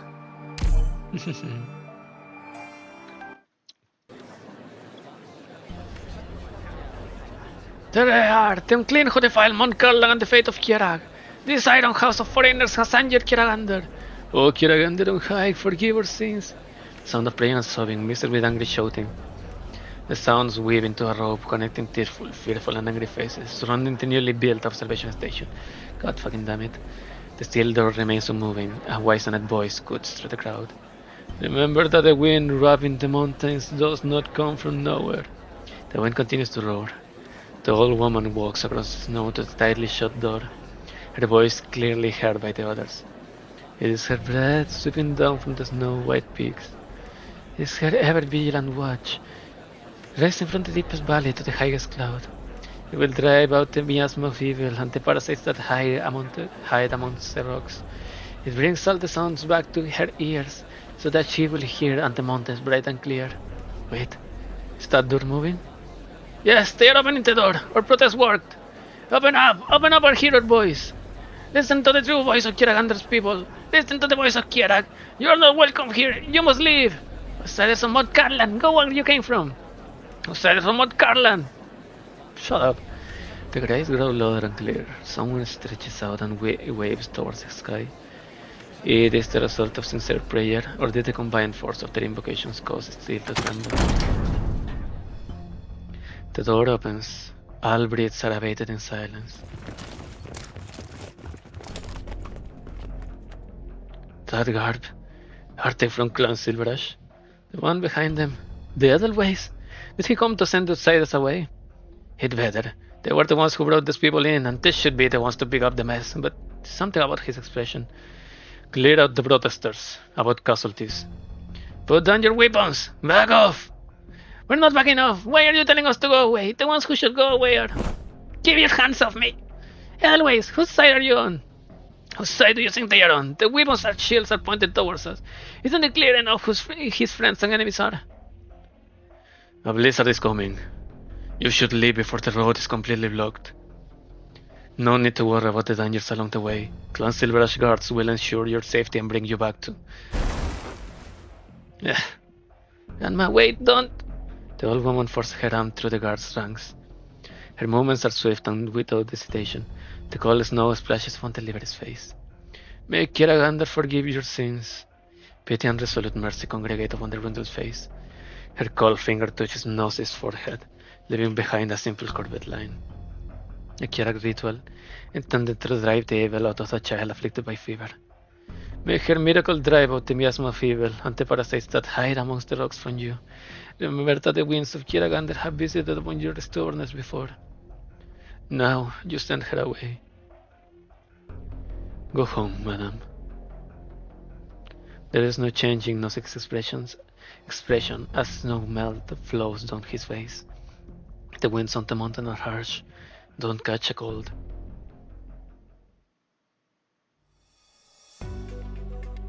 The camera. Raw footage. Kierag, the beautiful paradise, clean and pristine beneath the wind and snow, peers up pure, under divine protection. The fate of its people is firm as the mountains, never wavering, or perhaps a single flake of snow is all it takes to begin its collapse. What do you think of the catastrophe? Will it shake your faith in Kiragander? The fate of Kierag isn't so weak. The people of Kierag have never wavered, even before the Togles trial. I set out for Mount Karlan once the catastrophe is cleaned up and my leg is good again. The son of Kierag will drive out all the corruption and evil, and those who base in it need fear neither pain nor illness, nor the stone disease. Kiragander is great, Kiragander is kind. She will never abandon Kierag. Everything will go back to the way it was once we clean up the snow. Of course, it's all the fault of those Rhineland people. Everything started going back when they came. Kierag doesn't need no observation station. All we need is Kiragander's protection. Drive them out, give me back my peaceful life, and my mom and dad. Is there anything I can help? Wait, you're Victorian? Get your pitchforks. Who let this one into the village? Colombians and Victorians. Is everybody making their homes on our turf now? Get lost. You're not welcome here.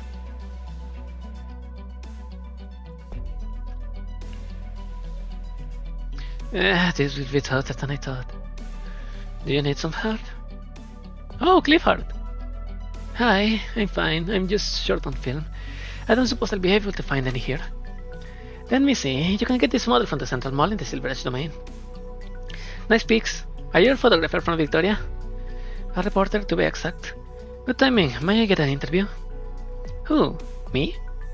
How do you view the catastrophe that just occurred in Jerak? How do you view your fate with Kiragander no longer protects Jerak from catastrophe? Ah, I thought I heard you talking about Kiragander's catastrophes from over there. You want to know how Jerak people think? Of course, we came to report on the true Jerak. People in other lands know very little about it, and we want your voice to reach them. There's no need to be burdened by the weight of religion. Liberate yourself from the systemic oppression of rules and tradition, and tell me what you truly feel. Wow, I never heard so many big words spoken in a single breath. My view on catastrophes is simple. Catastrophes outside of Jerak are really bad, and it's the same for this catastrophe in Jerak. People suffer and get hurt everywhere. It makes me sad, and I wish these things never happened. As for fate, may I ask a question? Does Victoria have a god too? Victoria? Yes, I'm curious what the god of Victoria is like. Is he really petty? Does he get angry easily? We have been going around the village asking questions for days, but you don't talk about anything other than Kiragander is angry and Kiragander has abandoned you. So I thought maybe fate to you is something that's colder, harsher. A smile appears on the girl's face. Her cheeks rise and her voice is light and spry. I believe the god of Kiragander isn't like that. Kiragander is like the people of Jerak, generous and kind. She doesn't get angry over cable cars and factories, or light bulbs and books, and she won't throw a tantrum by causing a catastrophe and taking lives. Kiragander isn't petty like that.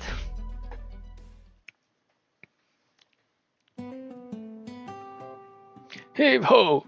One more box, move over! Alright, put it down. You got room on your truck. You got another 15 barrels of Boarding Beast milk wine. Can you bring it with you? 15 barrels? You ought to keep it. Can't have a big part like this and nothing for guests. The three great clans alone have donated plenty of stuff to the affected village, not to mention the local gentry. A few barrels of wine more or less won't make much difference. I don't like to hear that. They can donate, but I can't. Who are you to decide whether they need it or not? Which of us has actually seen a catastrophe before? But that's too much. It's not. I know you're short on wine. Not only does wine keep people warm, it can also be used in medicine, and even to disinfect wounds when necessary. If we had all this stuff back then... Well, never mind. Anyway, you're talking it. Not one barrel less, or I'll take you as you say that I'm not one of you and I don't belong to Kerak. Wait, that's not what I meant. Then take it. Think of it as doing me a favor. You know how that father-in-law of mine is like. He's endured hardships all his life, but he's never been stingy when it comes to sharing with hungry people. Now move aside and let me put the cargo in. Use that get in the trouble and make him even angrier. I still remember how he huffed and puffed when you proposed to his daughter. I thought he was a nice guy who just wanted to help. Turns out he was after my little girl Freya, he said. He said that he was still mad, so he pulled out his cane. What are you lot chatting so excitedly about? Let's get to work. Dad and I just checked our stock. We still have about 2 truckloads of stuff, mostly dried meat and cheese, plus some butter and herbs. Good thing I caught you before you left, Crete. Need to tell Carl and Trey to send another truck here. 2 trucks? You? I told you, Crete. Fine, suit yourself. You're the only newlyweds I know who'd rather give away their whole storehouse before taking any gifts. It's a catastrophe after all. It's never happened to Kerak. No one knows how bad it is. But now is the time for us to work together and help each other. In Kiragander's name. We'll work together and pull through.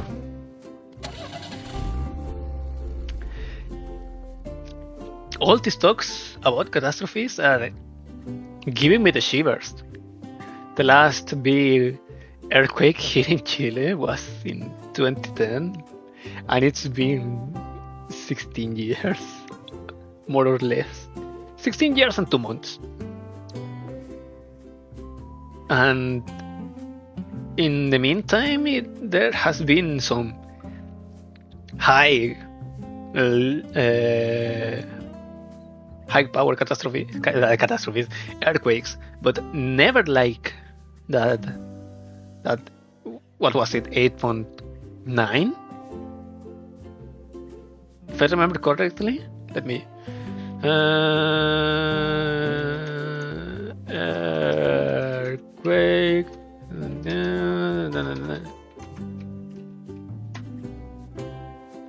8.8. I was almost there. To Chile, earthquake, tsunami. Concepcion. Yep. Oh no, it was closer. It was a Talcahuano. Oh no. Yeah, I didn't remember the exact point what it was. Yep. So there has been some earthquakes since then, but those were mild compared to the big ones, the 8.8, and it's a logarithmic scale. So from 5, under 5, nobody cares. From 5 to 6 is just another day, another day, another tremor. People don't care. Not even in high buildings. We don't even have too many skyscrapers on that. The only really true skyscraper is in Santiago, and it's really big. But no skyscraper, no building is high enough. Most are maximum like 15, 20 floors. I forgot the word. So only on the high floors, the 5 to 6 are like harsh, but even then it won't fall down. From 6 to 7, for fucking sake. Yeah, till 7, it can be considered an earthquake, but a mild one. It's not a tremor, not anymore.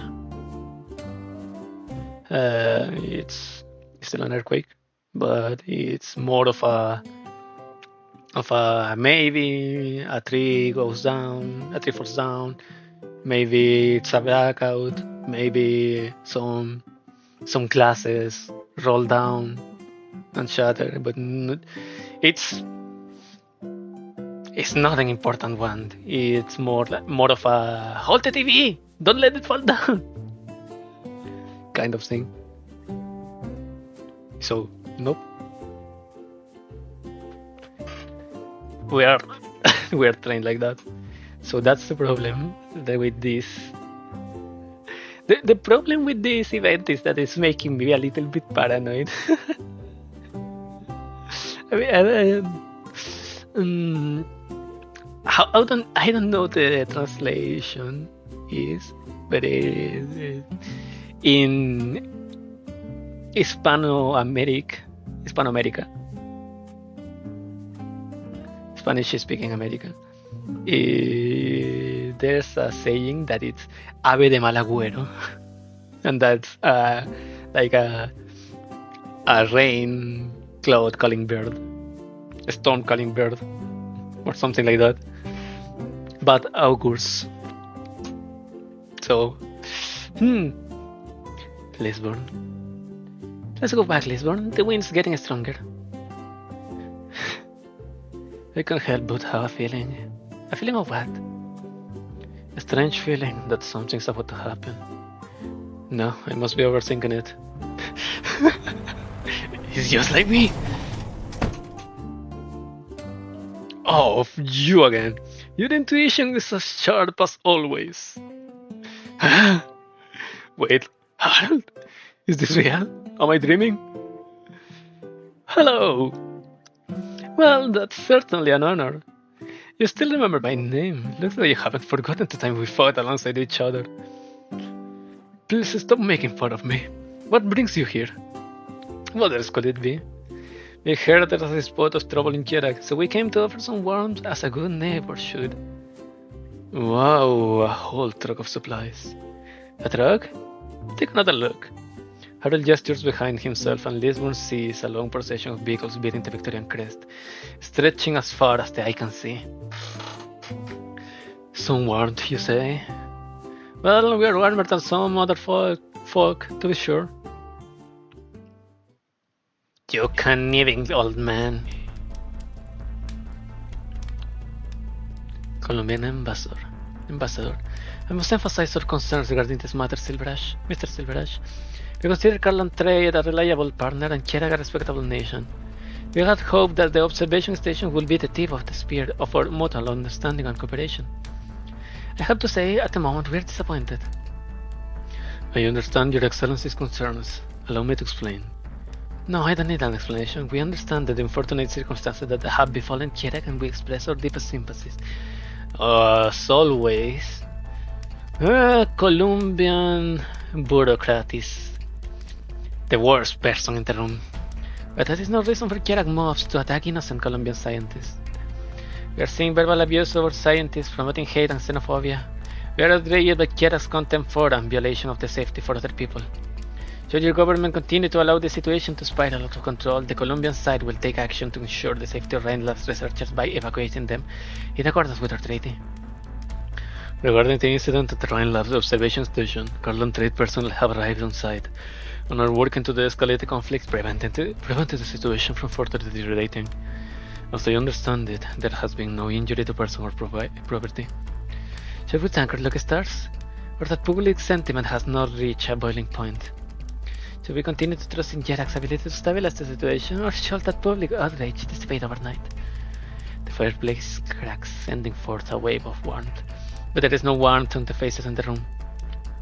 The Colombian ambassador adjusts her posture and raps the table with her finger, speaking in a calm tone. We respect the professionalism, sincerity, and capability of Carlan Trade has demonstrated in the past. It has allowed our cooperation and scientific collaboration to progress safely, up to this point. Now, however, the Colombia's best and brightest are in danger in your land. Danger that they never should have found themselves in. You fucking... Gerard needs to provide a solution, or at least demonstrate a will to resolve the situation.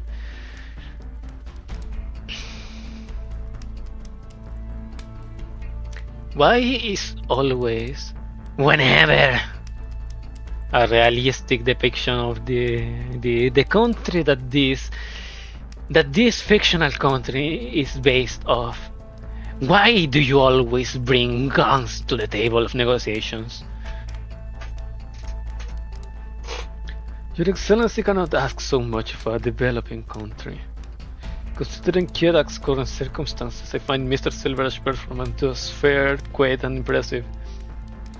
I said Victoria shows great care for her neighbor. But of course, a kind neighbor should always be ready to lend a kind hand. Remember the prince of Victoria folklore who gave his golden crown to a foul beast in the snow? The man smiles with an expression of natural benevolence. He draws out a piece of paper from his pocket and unfolds it on the table. Here is a checklist for the first catch of humanitarian assistance.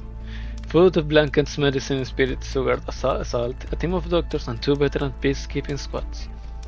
Exactly what Cheraga needs right now. This is very generous. Cheraga appreciates your kindness. Not mind. This is the kindness of the Empire of Victoria. Our prince had a heart of gold. He will give his priceless sword in the same way he would offer gold and silver. It all depends on what you need and what manner of threat you face. There is no need to fear or worry. I'm sure you will make a decision that is satisfactory to all 3 sides of us. After all, survival is an art form in the snow realm. Is it not, Mr. Silverash? Is it not, Mr. Silverash? Mr. Silverash, I need to improve on my British in my English accent. Guess is beckoning and questioning converge upon the piece of paper and on the silent young man. What are your thoughts, Mr. Silverash? As the other looks down at the pushed piece of paper and picks it up. Black and white, neat and clear. There is no deception, even the names of the squad leaders are listed on the paper, a perfect show of sincerity and pomposity. I have no reason to refuse, do I? As you say, this is exactly what Kirak needs right now. The supplies will keep the people fed and the doctors will help us win more battles against illness and death. As for the trained soldiers, I'm sure I do not need to expound upon usefulness. The question that was interrupted, Madame Ambassador. Kirak vowed to protect the safety of each and every researcher at the station when it was first established. That vow has not been broken. I'm not sure why you're so eager to reach the conclusion that Kirak has lost control of the situation. The Vine Beat Court and Kalan Trade will uphold the end of the bargain. May I ask you to continue to trust in Kirak's ability to deal with her own problems? As for whether the incident at the observation station was an accident, or instigated by those with ulterior motives, I believe that time will tell. Very well, Mr. Silverash. I look forward to show your competence.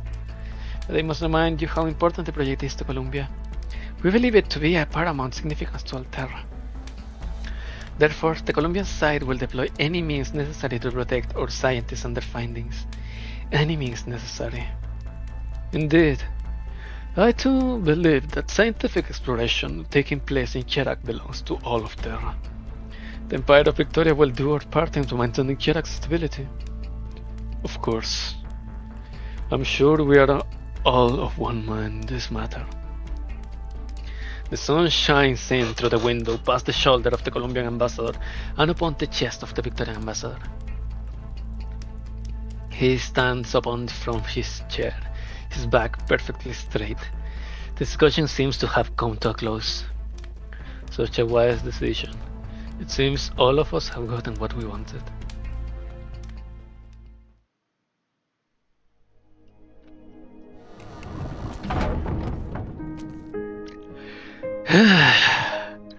Is the meeting over?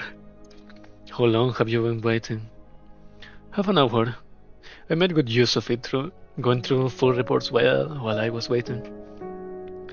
Take a seat. If you want a drink, help yourself. Thank you, but I already helped myself to the tea that you kept on top of the shelf. It has been there for a little too long. And you didn't save anything for me? It's finally time to ask you, what's the situation at Rhine Lab? They have no insights in the catastrophe, as expected. Our people demonstrated enough restraint. There weren't any real-time set violence. Most satisfied themselves with receiving the Kiragander as they held hands. But I noticed that there were a few people at the front who shouted the loudest, only to disappear into the crowd with the soldiers. Are you concerned? I'm concerned that this may only be the first incident. The observation station is not the only place where conflict is happening. There have been protests and rallies in the domains of the other two clans, strikes at other factories as well. I'm dealing with it. Someone understands that they can use this catastrophe as a weapon. They know the power of the people's will. A trick that you have deployed before. But the weapon is not in your hands this time. You skipped the part where someone throws snow in your face. Is that important? It's the only thing that's unexpected. Did you expect Columbia and Victoria to sit you down for a game of good cop, bad cop?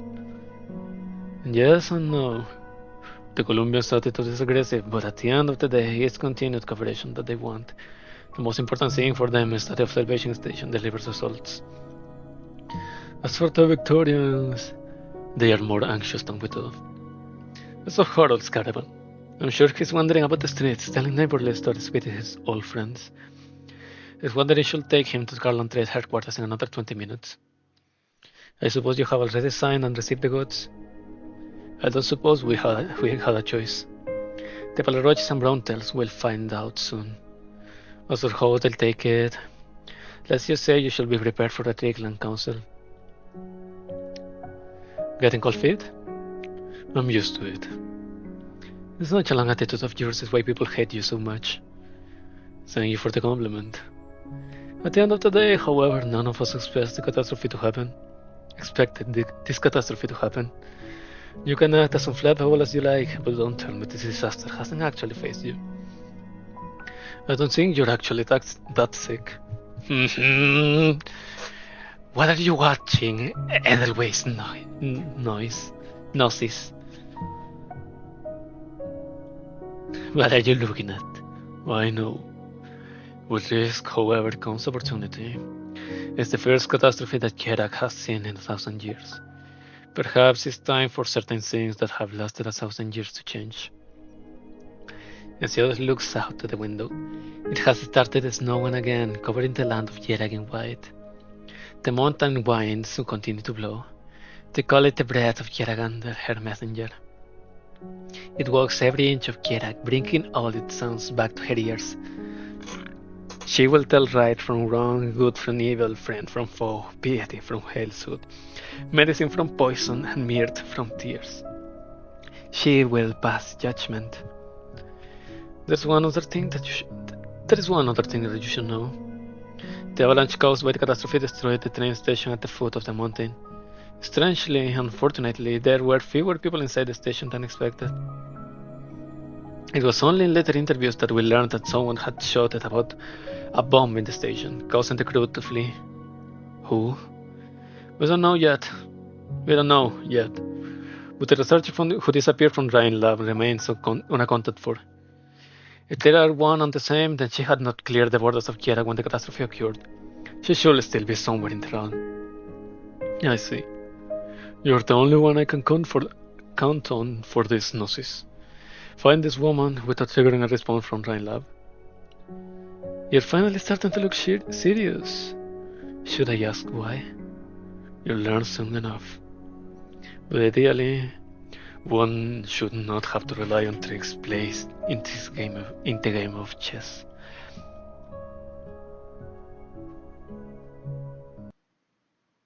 Lovely neighbors. 懐かしい。 Natsukashi, what's so Natsukashi about that? Huh? Silverash! Avalanche? Initiating data collection. Beard! Do you have a new performing data derivation? Go. 戦況は明白だ。図らず。 Ayo manual. 考 Yeah. えが一致したな。 Damn, Ayo manual. 図らず。なんでいずれ浄土を踏み荒らせしことを悔いん。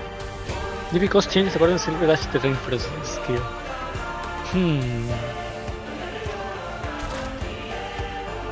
The nearest left was it?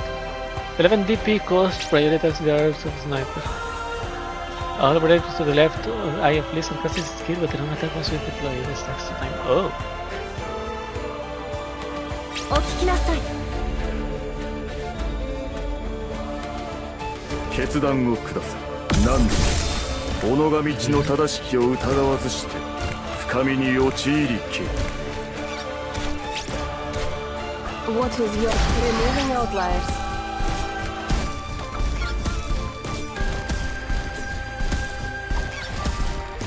図らず考えが一強説の解けるがごとく。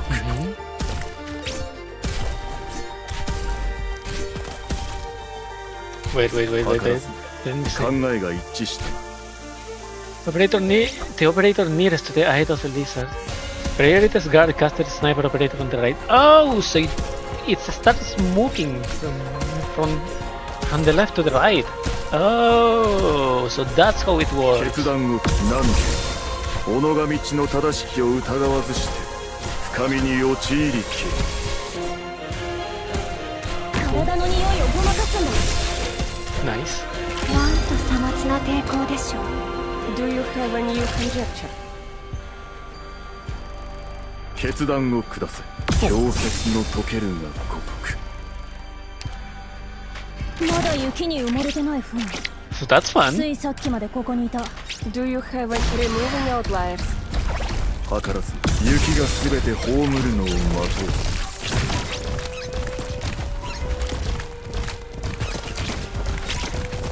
図らず雪がすべて葬るのを待とう。 迷っている暇があり、まだ雪に埋もれてない風。ついさっきもそ To れ the Silver Smash. 慰めを求めます Boom. 氷雪の溶ける Nah, at the end of it, of everything, it's every fucking operator under 14 dB. Damn.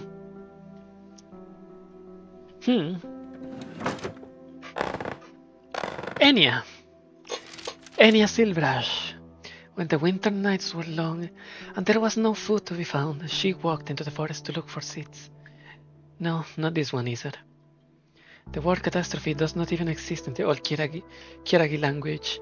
Is it possible that we truly have never been struck by a catastrophe before? Or maybe the ancient people couldn't tell catastrophes from normal disasters and mixed their records with others. The snow melt flooded field and pasture. The crops fell to an untimely winter tide. No, none of this sound like a catastrophe. I remember there's another story that she used to tell. When the cold winter night froze the heart of Carlan, the enemy from afar came across the ice. That's ominous. The warrior stood vigil with the weapon in hand. At dusk, he saw a terrifying abomination in the mirror-like eyes. Ratson. What the fuck is Ratson? The warrior ran back to his clan to warn the others, but no one but the warrior could see the creature. Nobody believed his words, and so the warrior began to live in fear.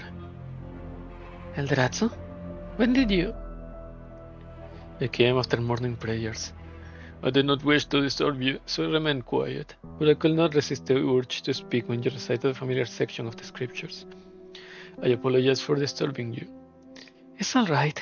I just thought you were still handling matters of court. The light is dim. From Enya's vantage point, sitting on a higher ladder, the great elder robes seem to blend into the color of the floor. She cannot see his expression. You must be very busy after talking over as a great elder. Is everything going well? You think too highly of an old man like me, Great Saintess. I have spent most of my life here in the Hall of Writings, and I hardly ever step out of the Vine-Bed Court, not to mention dealing with matters of court. My only claim to this position is my age, and apart from that, I can only do my best. You are too modest. I haven't had many chances to speak to you, but I understand that you're a man of great learning. You flatter me. The more I study the tomes, the more conscious I am of my own ignorance. We all are, compared to her. But I heard that you have been studying the scriptures for 2 days and nights without rest, so I came to see if I could share the burden. It's good timing. I also have some questions that I would like to discuss with you. She closes the scroll and climbs down.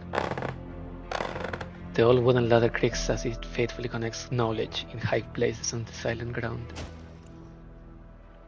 Enya walks out from amongst the bookshelves with the scrolls in her arms, sitting down by the spacious table that is already covering open scrolls. This is what I have compiled over the past 2 days. I searched for any and all records of unusual disasters in Kierak, but I have yet to find any evidence of a catastrophe ever having occurred in our borders. And I still haven't been able to find an explanation as to why this catastrophe chose this moment to strike, but there has been nothing particularly unusual about this year's winter. The girl looks up from the scrolls to the great elder. However, the old man seems uninterested in the scriptures lying before him. He bows his head, squinting with the sagged eyelids that lie below his white hair. You do not seem approve of the studies that I have pursued. No, I dare not be so impudent. You are seeking the truth of the catastrophe, the massive thing that has descended before us, the fear incarnate. Like digging a path through a mountain or building a bridge over a river. Your actions are undoubtedly logical. But to search the entirety of Kierak's history, every little tribulation within the fragments, is an ordeal akin to searching for a grain of salt in the snow by candlelight. I am not afraid of ordeals. I must find an explanation for this catastrophe. I must. I understand. You work for Kierak and take pity on those affected by the disaster. And I can feel there is some other anxious emotion driving you. But perhaps this anxiety has made you short-sighted.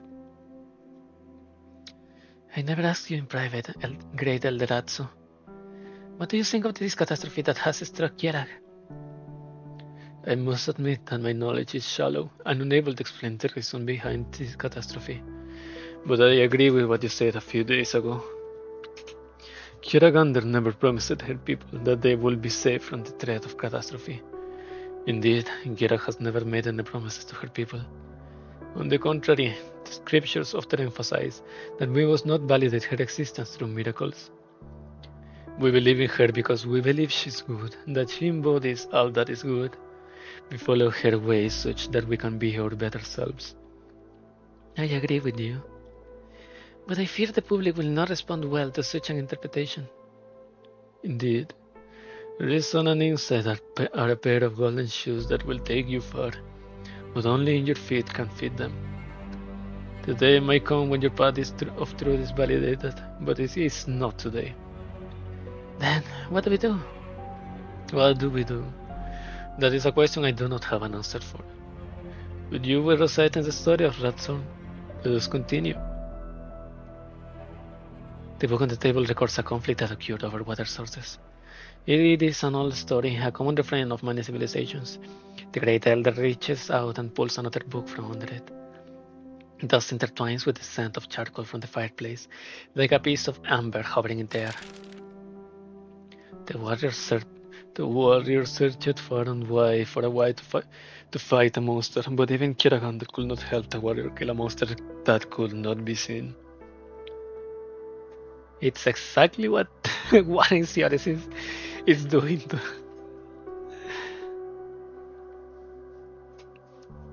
The Colombians are assholes, but they aren't doing anything wrong yet. However, Victoria is even their dark, mud touched fingers between the people. And so she led the warrior back to the frozen lake, and she spoke to him, saying, "The others cannot fight the monster, for they do not see it. Only you may find the way to defeat it."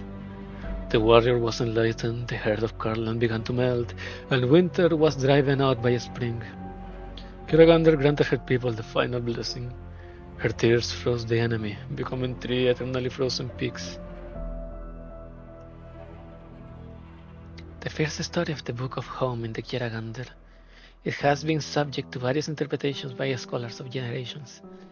The heart of Carlan likely refers to Lake Silverash, and some believe that this warrior, who heeded the words of Kiragander, was the very archetype of the saintess. Opinions differ on the enemy that came across the ice. As for the monster that could not be seen, Ratsorn, a word that has long lost its true meaning, and one of Jedak's most famous bedtime stories. Parents tell this story to children who refuse to go to sleep before tucking them back in. The name is so widespread that most people have forgotten that Ratsorn was not an incantation or meaningless babble, but a word with a clear, specific meaning. Many words lose their meaning over time. At one point, Ratson was believed to be a loanword that came to Jedag 1,000 years ago, of the same origin as the word catastrophe. If I recall correctly, your work in the Hall of Writings involves decoding and translating imported words that have lost their original meanings. Research that has fortunately borne fruit. The word Ratson has 2 parts: the short, stopped syllable rat, and the stiff, 7-syllable sorn. The fireplace flickers as the great elder draws a line across the page with his finger, leaving a crease of shadow that fades away in a second, cutting in half a mysterious abomination the likes of which has never been seen before.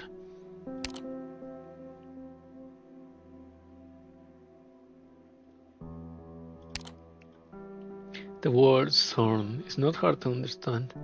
It translates roughly to something terrifying or unknown monster. It comes from old Ursin dialects spoken in Jedag, which are still used by some of the older generation. It serves as the anchor for our exploration.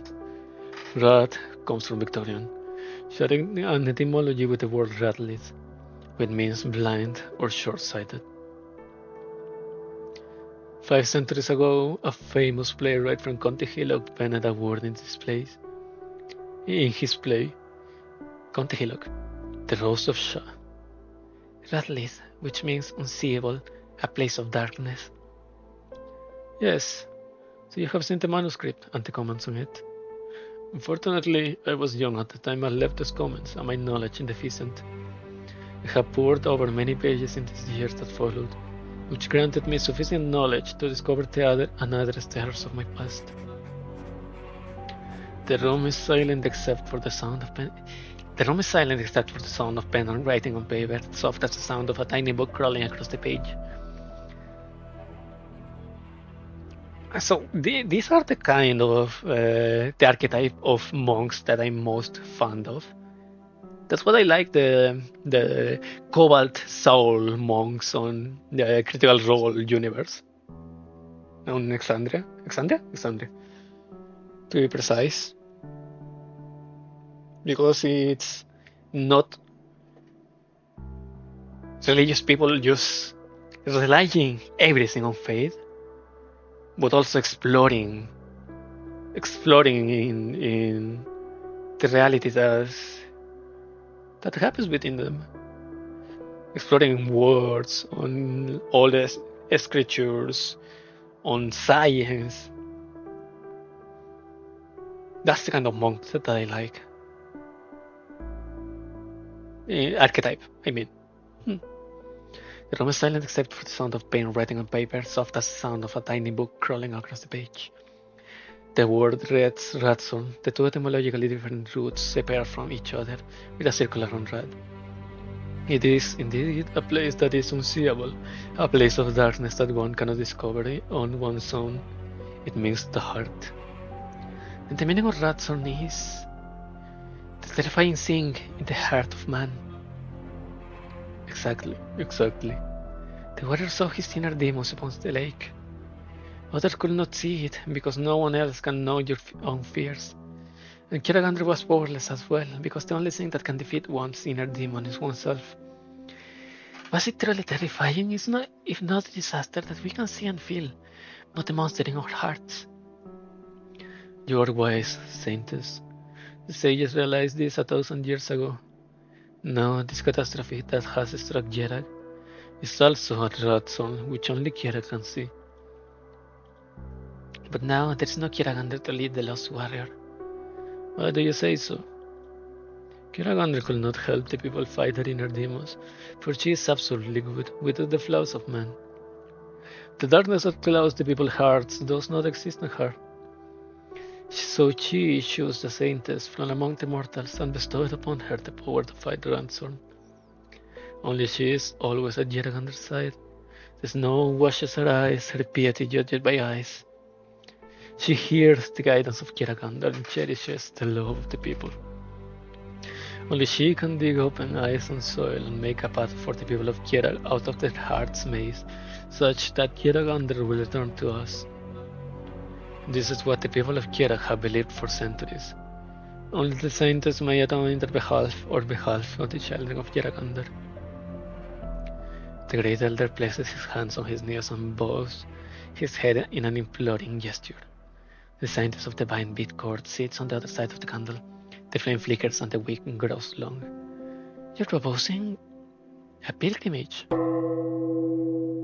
It is time for the noon prayers. I'm afraid I must take my leave, Saintess. One moment, Elder Atsu. Saintess? Something you said caught my attention. You said Kiragandr has never made any promises to her people, and that she does not rely on miracles to demonstrate her existence to her believers. Do you believe that Kiragandr doesn't exist? No. Of course Kiragandr exists. Look at our bodies, our faces, and hear our own language. Every tree and grass, rock and brick in Jerag is proof of Kiragandr's existence. Of course, some hope for a divine spectacle from our God to affirm their own faith. But if a God truly stood before us, answering our every call, what need would remain for faith? This is the first thing that every believer should know. For you to bring this up now,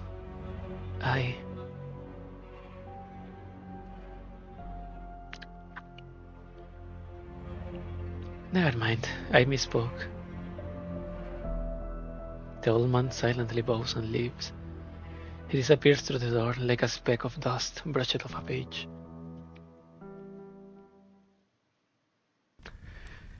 The Ratato's estate, the Frontal estate.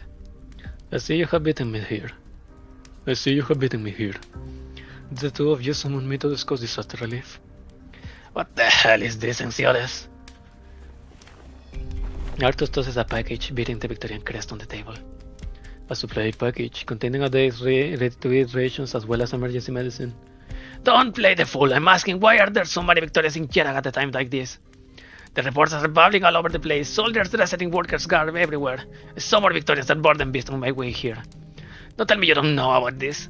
I'm well aware that Carlontre has been hunting this stuff out. The Vine Beat Court has never enacted a ban on Victorian center in Kierag. Besides, Victoria's help has been substantial in our present situation.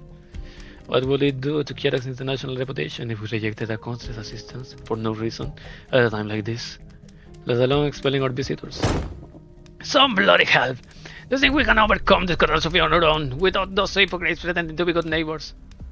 The teacup on the table ripples, sending parts of its contents splashing onto the wooden surface. It faintly reflects the head of the tree lands, like the three mountains of different heights. Besides, what kind of help can Victorians bring? Oh, I remember. That man Harold helped, didn't he? Inking with our people, chatting them up, going to the pens, treating the beast and delivering new falls. He made the burden beast fat and plump. People say he's a Victorian, but he's not a good guy. And what happened? What did he do at Lake Silverash? Here I thought you were supposed to be the smart one in Ciudades, but you couldn't even learn that lesson. I'm telling you, no matter what the Silverash and Bruntil sing, no one Victorian will set foot on Palerache land from this day forth. I don't care about your political goals or international reputation. I will let the Victorians have their way on Kierak soil. Calm down, Arthos. Are we going to fight amongst ourselves before we delve with the foreigners? Then what do you think, Ratatos? The fireplace continues to crackle. Ratatos' voice is calm and there are rings around her eyes showing the toll the past few days have taken on her.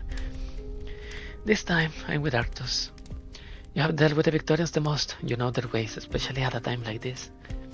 Victoria does not show kindness to Jera for no reason. The aid could turn into a poison pill at any time. All the chaos we have seen over the past few years, what part of it had nothing to do with foreigners? You, of all people, should understand the risks. I completely agree, Ratatos. But we must not forget that, while stagnation may be the least risky course of action at present, it is also the surest way to doom.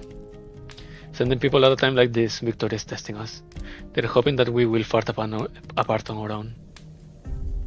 It has taken so long and so much for Kierak to finally see the results of reform. To close our doors again at the junction will be to lay waste to all that we have done over the years. You're set on dealing with the Victorians? You have my word. Carlon Trade has taken responsibility for establishing contact with other nations. We will handle Kierak's relationship with Victoria. How can you be so sure? As you said, Victoria has never given up on exploiting us. Have they ever succeeded to? That look again. Like you're always in control, I was always so sure of yourself. You should go to a room and do what Sirius and Yukata has been doing the last 9 months. Kierak is changing, not just the changes that you have brought about, but also the changes brought by catastrophe and by progress. Nothing stays the same forever. That's true of your past successes too. And it's true of the great powers you love to purge. Well, Kiragander, I hope you know what you're doing. Get a room, goddammit. In the distance, the evening prayer bell tolls at the vine bed court, echoing amongst the pillars.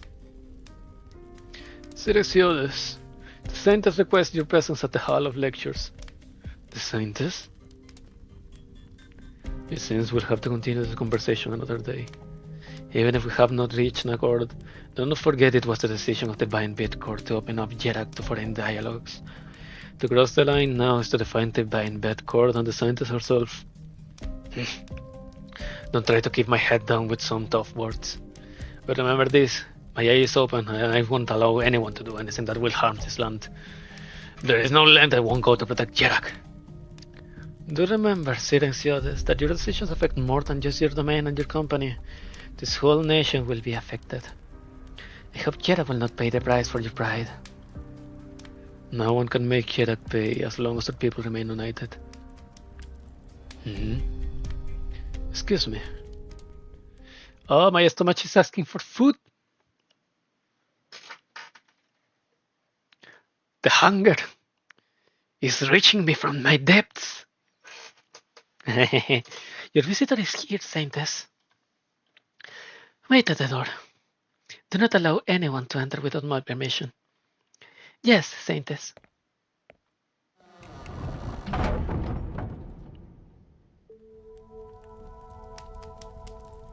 She's so small. Let me check the wiki. Let me check the wiki. Pramanix Verita. Profile. 161. I like that. I like that. For what purpose do you summon me, Saintess? Nothing important. Nothing important. I just realized that it has been some time since your presence last graced the Hall of Lectures.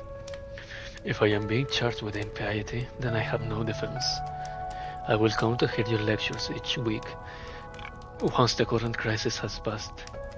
I know you're a busy man, but I have rarely seen you so fatigued. I take it the matters at hand have been troubling. I'm sure you understand that the people have been restless in the aftermath of the catastrophe. There is much to be done. But the vine bit could only grow busier. Take care. Esios gestures under his eyes with his finger. Enya sees it, but says nothing. The fire burns bright in the fireplace, its warmth reaching the eyebrows and noses of the Silverash siblings, warming their pale and alike complexions. They are not looking at one another, but towards a solemn statue. I saw Arthos today. He looked out of sorts as he greeted me. Even Arthos did not seem her normal self. It won't be the first time the three of you have fought, but a situation like this I haven't seen in a long time. What happened? Temporal matters that you need not worry yourself about. Then please tell me, what are the temporal matters that trouble Jerak? It is the Victorians? Yes and no. They immediately sent a large relief effort to Jerak as soon as news about the catastrophe got out. The Colombians also learned about the incident at the observation station and threatened to send troops to protect and evacuate the scientists. They are paying close attention to this catastrophe, each for their own reasons. So do you understand Jerak better than we think? They know well what this catastrophe means to Jerak. The politicians smell chaos and see it as a once-in-a-lifetime opportunity to extend their influence into Jerak. We know that Victoria has been doing far more within our borders for a long time. They have simply stopped trying to hide it. I have a good guess as to who is behind Victoria's movements. Her plot is not hard to decipher, it is simply the instincts of a politician. If I was in her shoes, I agree it would be but another chess piece to move. You know, I wish that at least politicians in real life were a tenth of interesting as the politicness in here, in this world. They are just a hungry cockroach, waiting for money, ransacking everyone. The people on foot for money and power. If I was in her shoes, I agree, it will be another chess piece to move. You know, I don't like it when you get like that. I apologize. I spoke out of turn in this holy place. Why do you keep putting yourself in the plotter's seat, treating everything around you as a chess pieces? Or bargaining chips? Do you enjoy games like this? This is our reality, one that florid words cannot conceal. If we want to be strong, independent, even sit as equals with the great powers at the same table, then we must play by the same rules. Is this the most absurd part of it? Jerak is not the only country that preaches virtue and goodness. those politicians to play the part of leaders and teachers in their own country. They are hypocritical and deceitful, but they teach the people to be honest and sincere. They are avaricious and insatiable, but they teach the people to be gentle and kind. I ask, then, silenciotes, are the virtues that I preach of the people of Kierak as saints, and the tenets of the scriptures, all lies and nonsense to you? And you? The fire flickers as the charred piece of wood snaps into two. The metaphors. The name buried for so many years is once again uttered by a Silverash. Silenciotes, would you have come to me today if I did not summon you with the authority of the saints? Kierak faces an unprecedented crisis. One wrong step and we may never recover. We need unity more than ever, and the authority of the saints is crucial at a time like this. I see you have finally recognized the importance of faith to our people. I never denied it. Faith in Kierak is fundamental to us. We cannot even begin to talk about this land without it. Yes, more than one person has said as much to me. But when we view faith from the perspective of gain and loss, have we really paused to think if our history, free from the dread of catastrophe, was a mere coincidence? There is no point in discussing whether it was a miracle or not. What happened, happened. The only thing we can do now is to calm the people. And this, at least, we're in agreement. It's not an easy thing. It's not an easy thing. Then, I shall begin my pilgrimage as a scientist. What? I said early tomorrow morning. The news will be known all across Kierak by dusk. Was this divine Bedcourt's decision? It was my decision. The pilgrimage takes place in spring or autumn. Has pilgrimage ever taken place in the middle of winter? Has a catastrophe ever occurred in Kierak? Ooh, damn! We don't have time. You know how dangerous this is. Of course I do, but how else do we count the people's fear of catastrophe? How do we make them believe that Kierak will forgive their transgressions? There will be no companion, no temporal possessions, nor carriages, no rest. The saints shall circle the land of Kierak on foot, atoning for the sins of all the people and praying for Kierak forgiveness. It will take 3 months if all goes well. More than one saint has died on the journey. Then why do you, brother? The young woman pauses for a moment, then continues like the snow melting in the river, flowing down the peaks of Matterhorn. They are surrounded by warmth like those winter afternoon naps they took together when they were children. The distant shadows of the past return, trying to find the children who have grown up, find traces of the past in their faces. Asenia of Clan Silverash, I never forgave the choice that you made. As the saintess of Kierak, however, I am glad that there is still something I can do. I know, it is not just the guidance of faith that Kierak needs. Indeed, misunderstandings about faith have hindered us for too long. The changes that you brought about, the factories, the railways, the trade, and the station that watches the sky, are all things that can lead our people out of the prison of the mind. Kierak needs change. You must not stop. What I must do is to convince the people that what is happening is not because they did anything wrong, that there is salvation from their sufferings. There is only one salvation in the minds of the people, and only one capable of carrying the burden. I must fulfill my duty as Kierak saintess. You summoned me to inform me of your decision. Of course, I'm not asking for your opinion. You cannot stop me, nor do you have any reason to. I leave the matters of the 3 clans back to themselves while I am away from the Bind Beat Court. Please make the necessary preparations to avoid any trouble. And take care of Encia while I am away. Don't leave her in fear. Encia is not a child anymore. She won't be so easily frightened. I'm more concerned about... It's getting late, Silenciodes. You should go and make preparations. Is this an order to leave? If you have understood it, then you should act on it. She's so sassy. I love her. I love her so much. I want to keep her smooches on her forehead until she punches me in the face. And she asks for more. As you bid. I take my leave.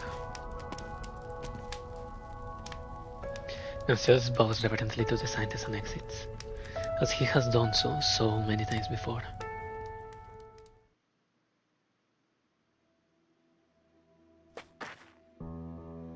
Melee, wait for me! The ball hits the wall of the farmhouse and bounces back to the feet of the boy, who weaves at the girls trying to catch up to him. Come on, you're always so slow! He kicks the ball several meters away. The girl grumbles and chases after it. The children are getting some rare free time.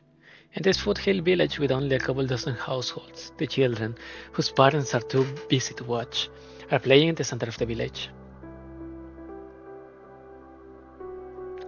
As you know, the scientist has begun a pilgrimage for the people. This village is her final stop before she ascends the mountain. Remember what I told you? Change into clean clothes and do not disturb the scientist when you see her. Am I clear? Will the scientist really be able to summon Kiragander back to us, Father? My wife is working in the city and I haven't heard from her since the disaster. People in the nearby villages say Silenciodes has put a blockade around the scene and no one knows what is happening. Do not worry, Bauer. This is exactly why the scientist is embarking on her journey. Kiragander will not abandon any of her children. But all of us here in this village has already been abandoned, haven't we? None of the young folk have been willing to stay on the farm since Carl and Trade started the business. Let me tell you, if Bauer didn't go lame when he was little. Hey, this is all you have to say when the father and I have been taking care of you since your sons left for the city? And I haven't heard a peep from him since the disaster.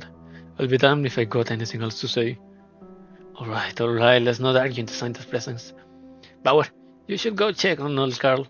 He said he wanted to catch a glimpse of the scientist, even if he had to crawl on all fours. Help me talk him out of... I see the scientist, Father. She'll be here soon. What? It's much sooner than I expected. Alright, let's go wait by the roadside and brighten your faces. A few dozen villagers line the roadside, turning their faces to the distance, from whence the scientist is approaching.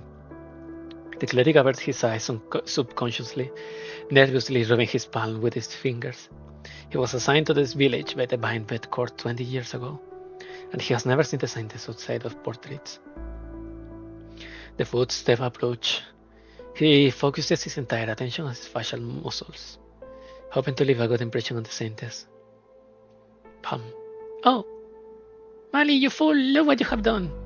But blast it! I forgot about you two! Are you alright, Scientist? Mali, come and apologize to the Scientist. I'm sorry, Scientist. So cute! Ah! He's alright. Just a ball. He didn't hurt at all. She's so fucking cute. My voice can't... If I keep doing that voice, my voice will go permanently one octave upper. And that would be extremely bad for everyone here. It's alright, just a ball. It didn't hurt at all. I still have to continue the ritual. Can you go home? Are your parents here? Saintus, Mom and Dad died a long time ago. My home is the temple. I'll go home then, Father. Go, I'll have you copying scriptures if you cause any more trouble. Hey. I deeply apologize, Saintus. How many children like him are there in the village?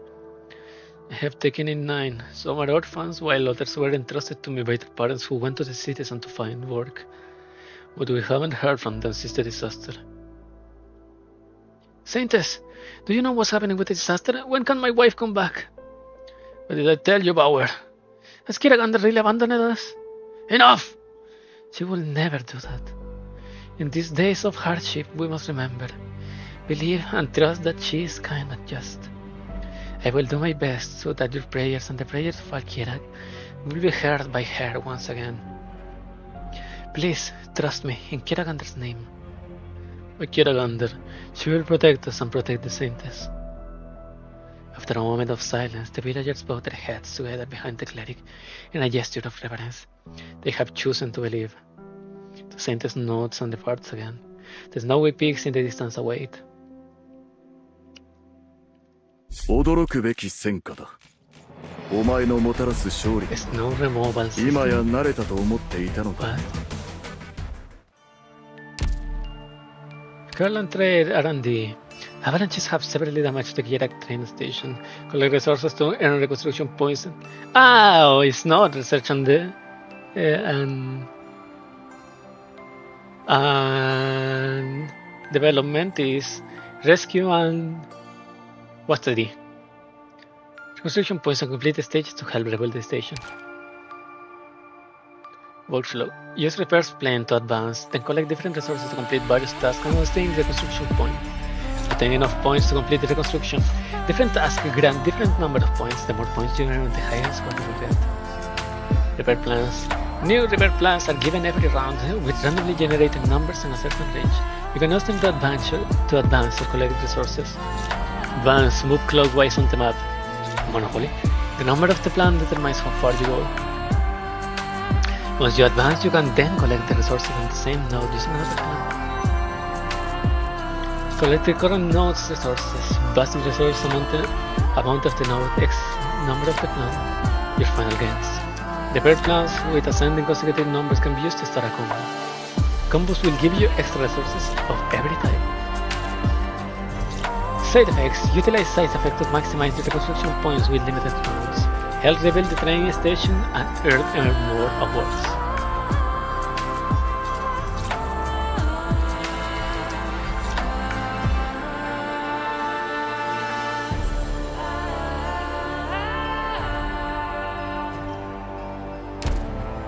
Okay, start point required. Foundation rebuilding.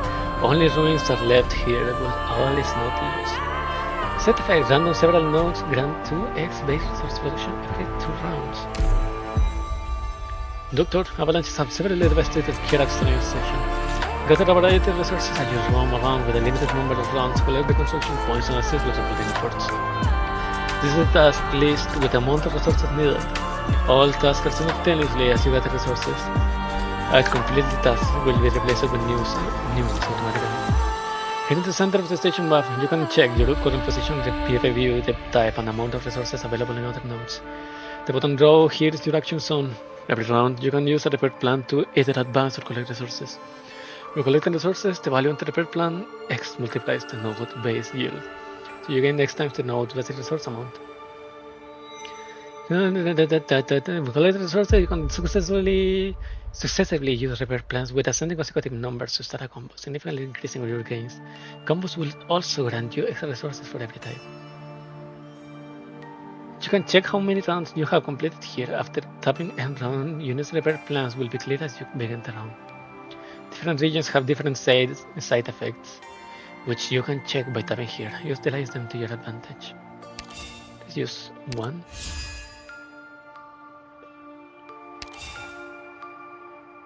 Collect.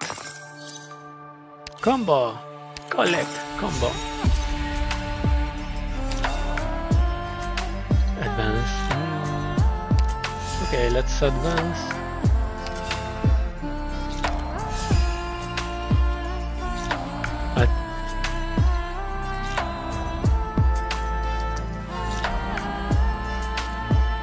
And round. Damn it. Advance 1 and collect 5.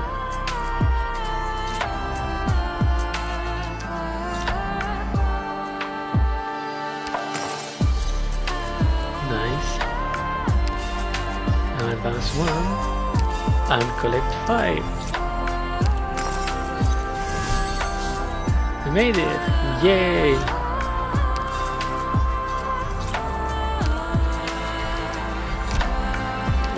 What was the thing with Yunus? Yunus advance? Advance. And run. 2, 3, 5. Okay.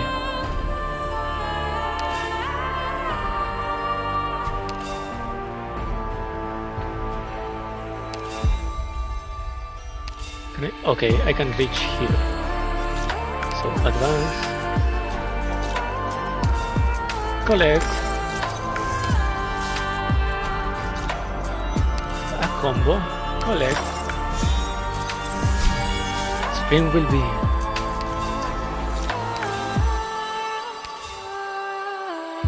What do I need? Everything. So we're reaching here. And we can collect. Nice. Save at least 4 reconstruction points. And round. 1, 2, 3, 4, 5. Dude. Advance. Collect. Boom. Combo. Boom. Combo. Boom. Combo. Boom. Damn. 2, 3, 4, 5. Okay. Advance. Collect. Collect. More combo. Collect.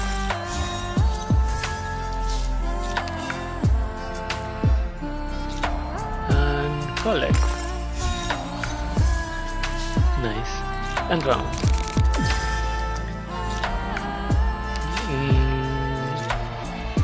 Okay, button.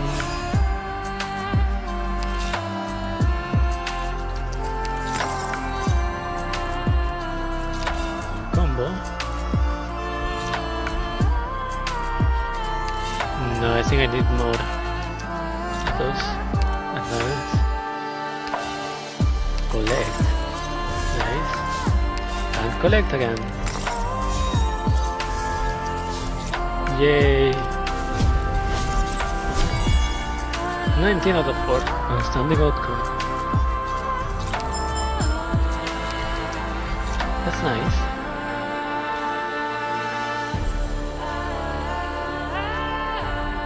Okay. So this has been today's stream. Amazing music. So that's it for today. Oh shit, 3 hours. I guess I have to do that before I... Okay, I have...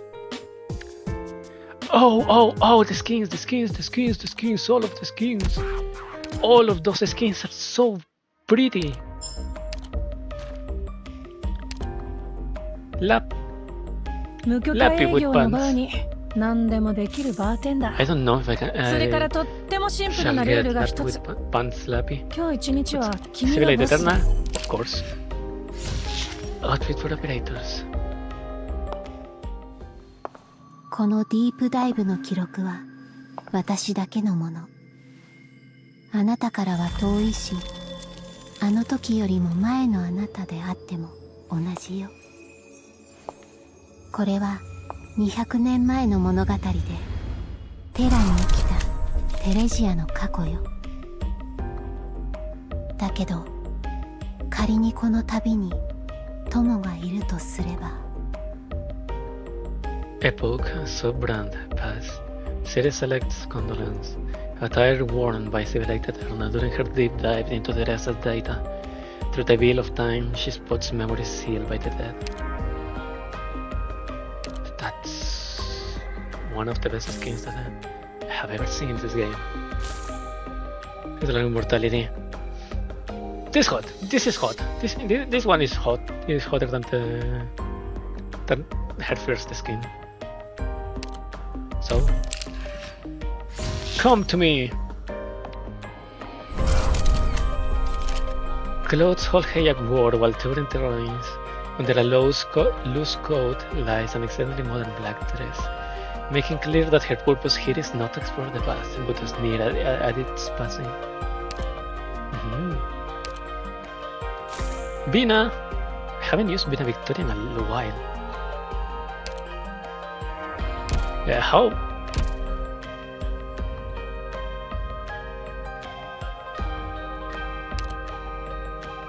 Mumu, I like 次 Mumu, に but I 洋 have 服を the 買う other ときは the other 付 skin き合って already, くれる？ right? ファッションにはあまり詳しくないから意見が欲しいのよ。 Yeah, I have her other skin. あなたもよくわからないの？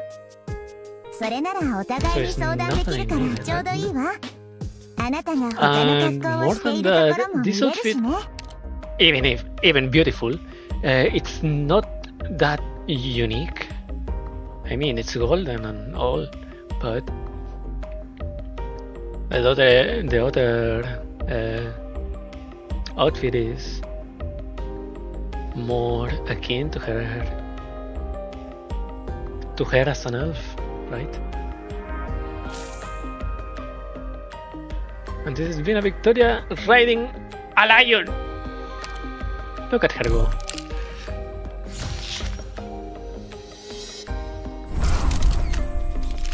Epoch Collection Glorious Path. Ceremonial clothes worn by Vina Victoria. The natural combination of black and white is contrasted with golden ornamentation, granting them wearer majesty and unbridled charm. Unbridled charm. Lappy, this is the one, the most indecisive, the one that I'm most indecisive with.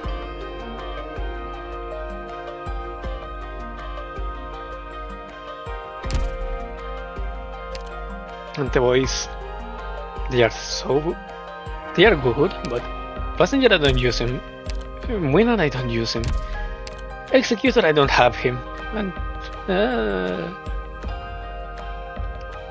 I mean, he looks good, and if I had that jacket I would use it too. Passenger.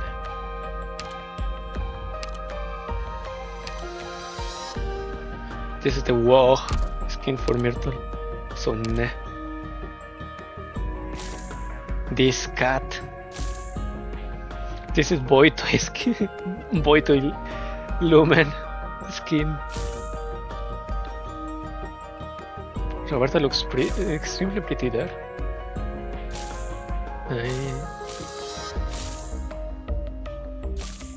Crocodile.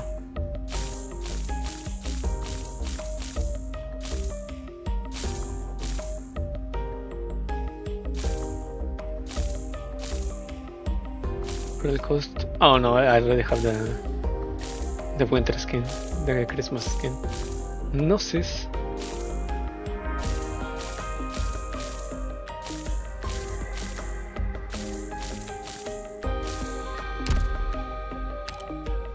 Oh yeah, this is the half anniversary thing, right?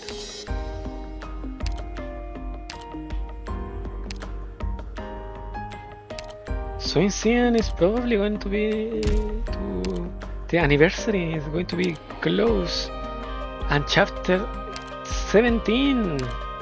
Oh.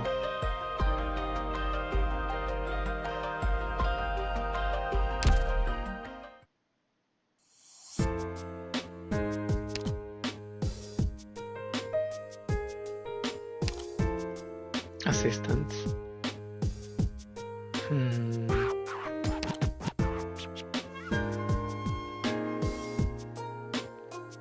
Who should I take from this? Shu, probably. I love Shu, but let's take Hoshi here and put Pramanix.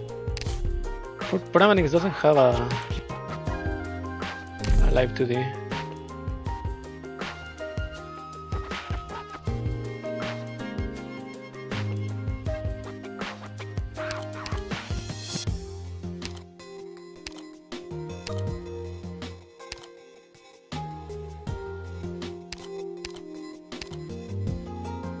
Summer Scuddy. Let's put Summer Scuddy. And yeah.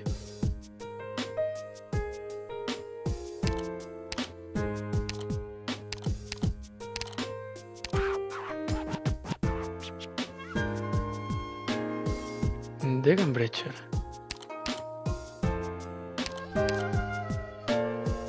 I have. I kinda like her. Let's put it. Let's put this one. I like my sniper operators. Okay, let's put this. È da un po' che non mi sento così. Sto lavorando a qualcosa in cui credo. Same. Preferirei occuparmi di questi casi piuttosto che affrontare un altro processo con una sentenza prestabilita.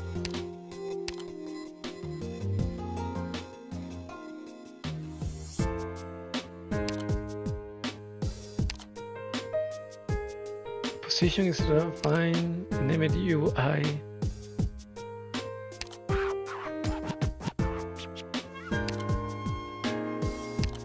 Background affects the music.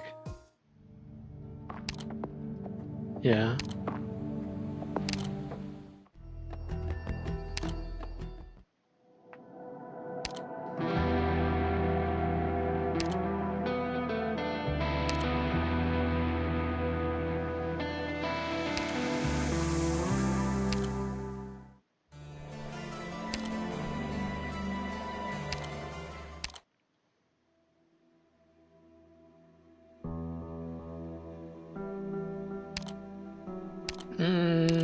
I don't like the music in that one.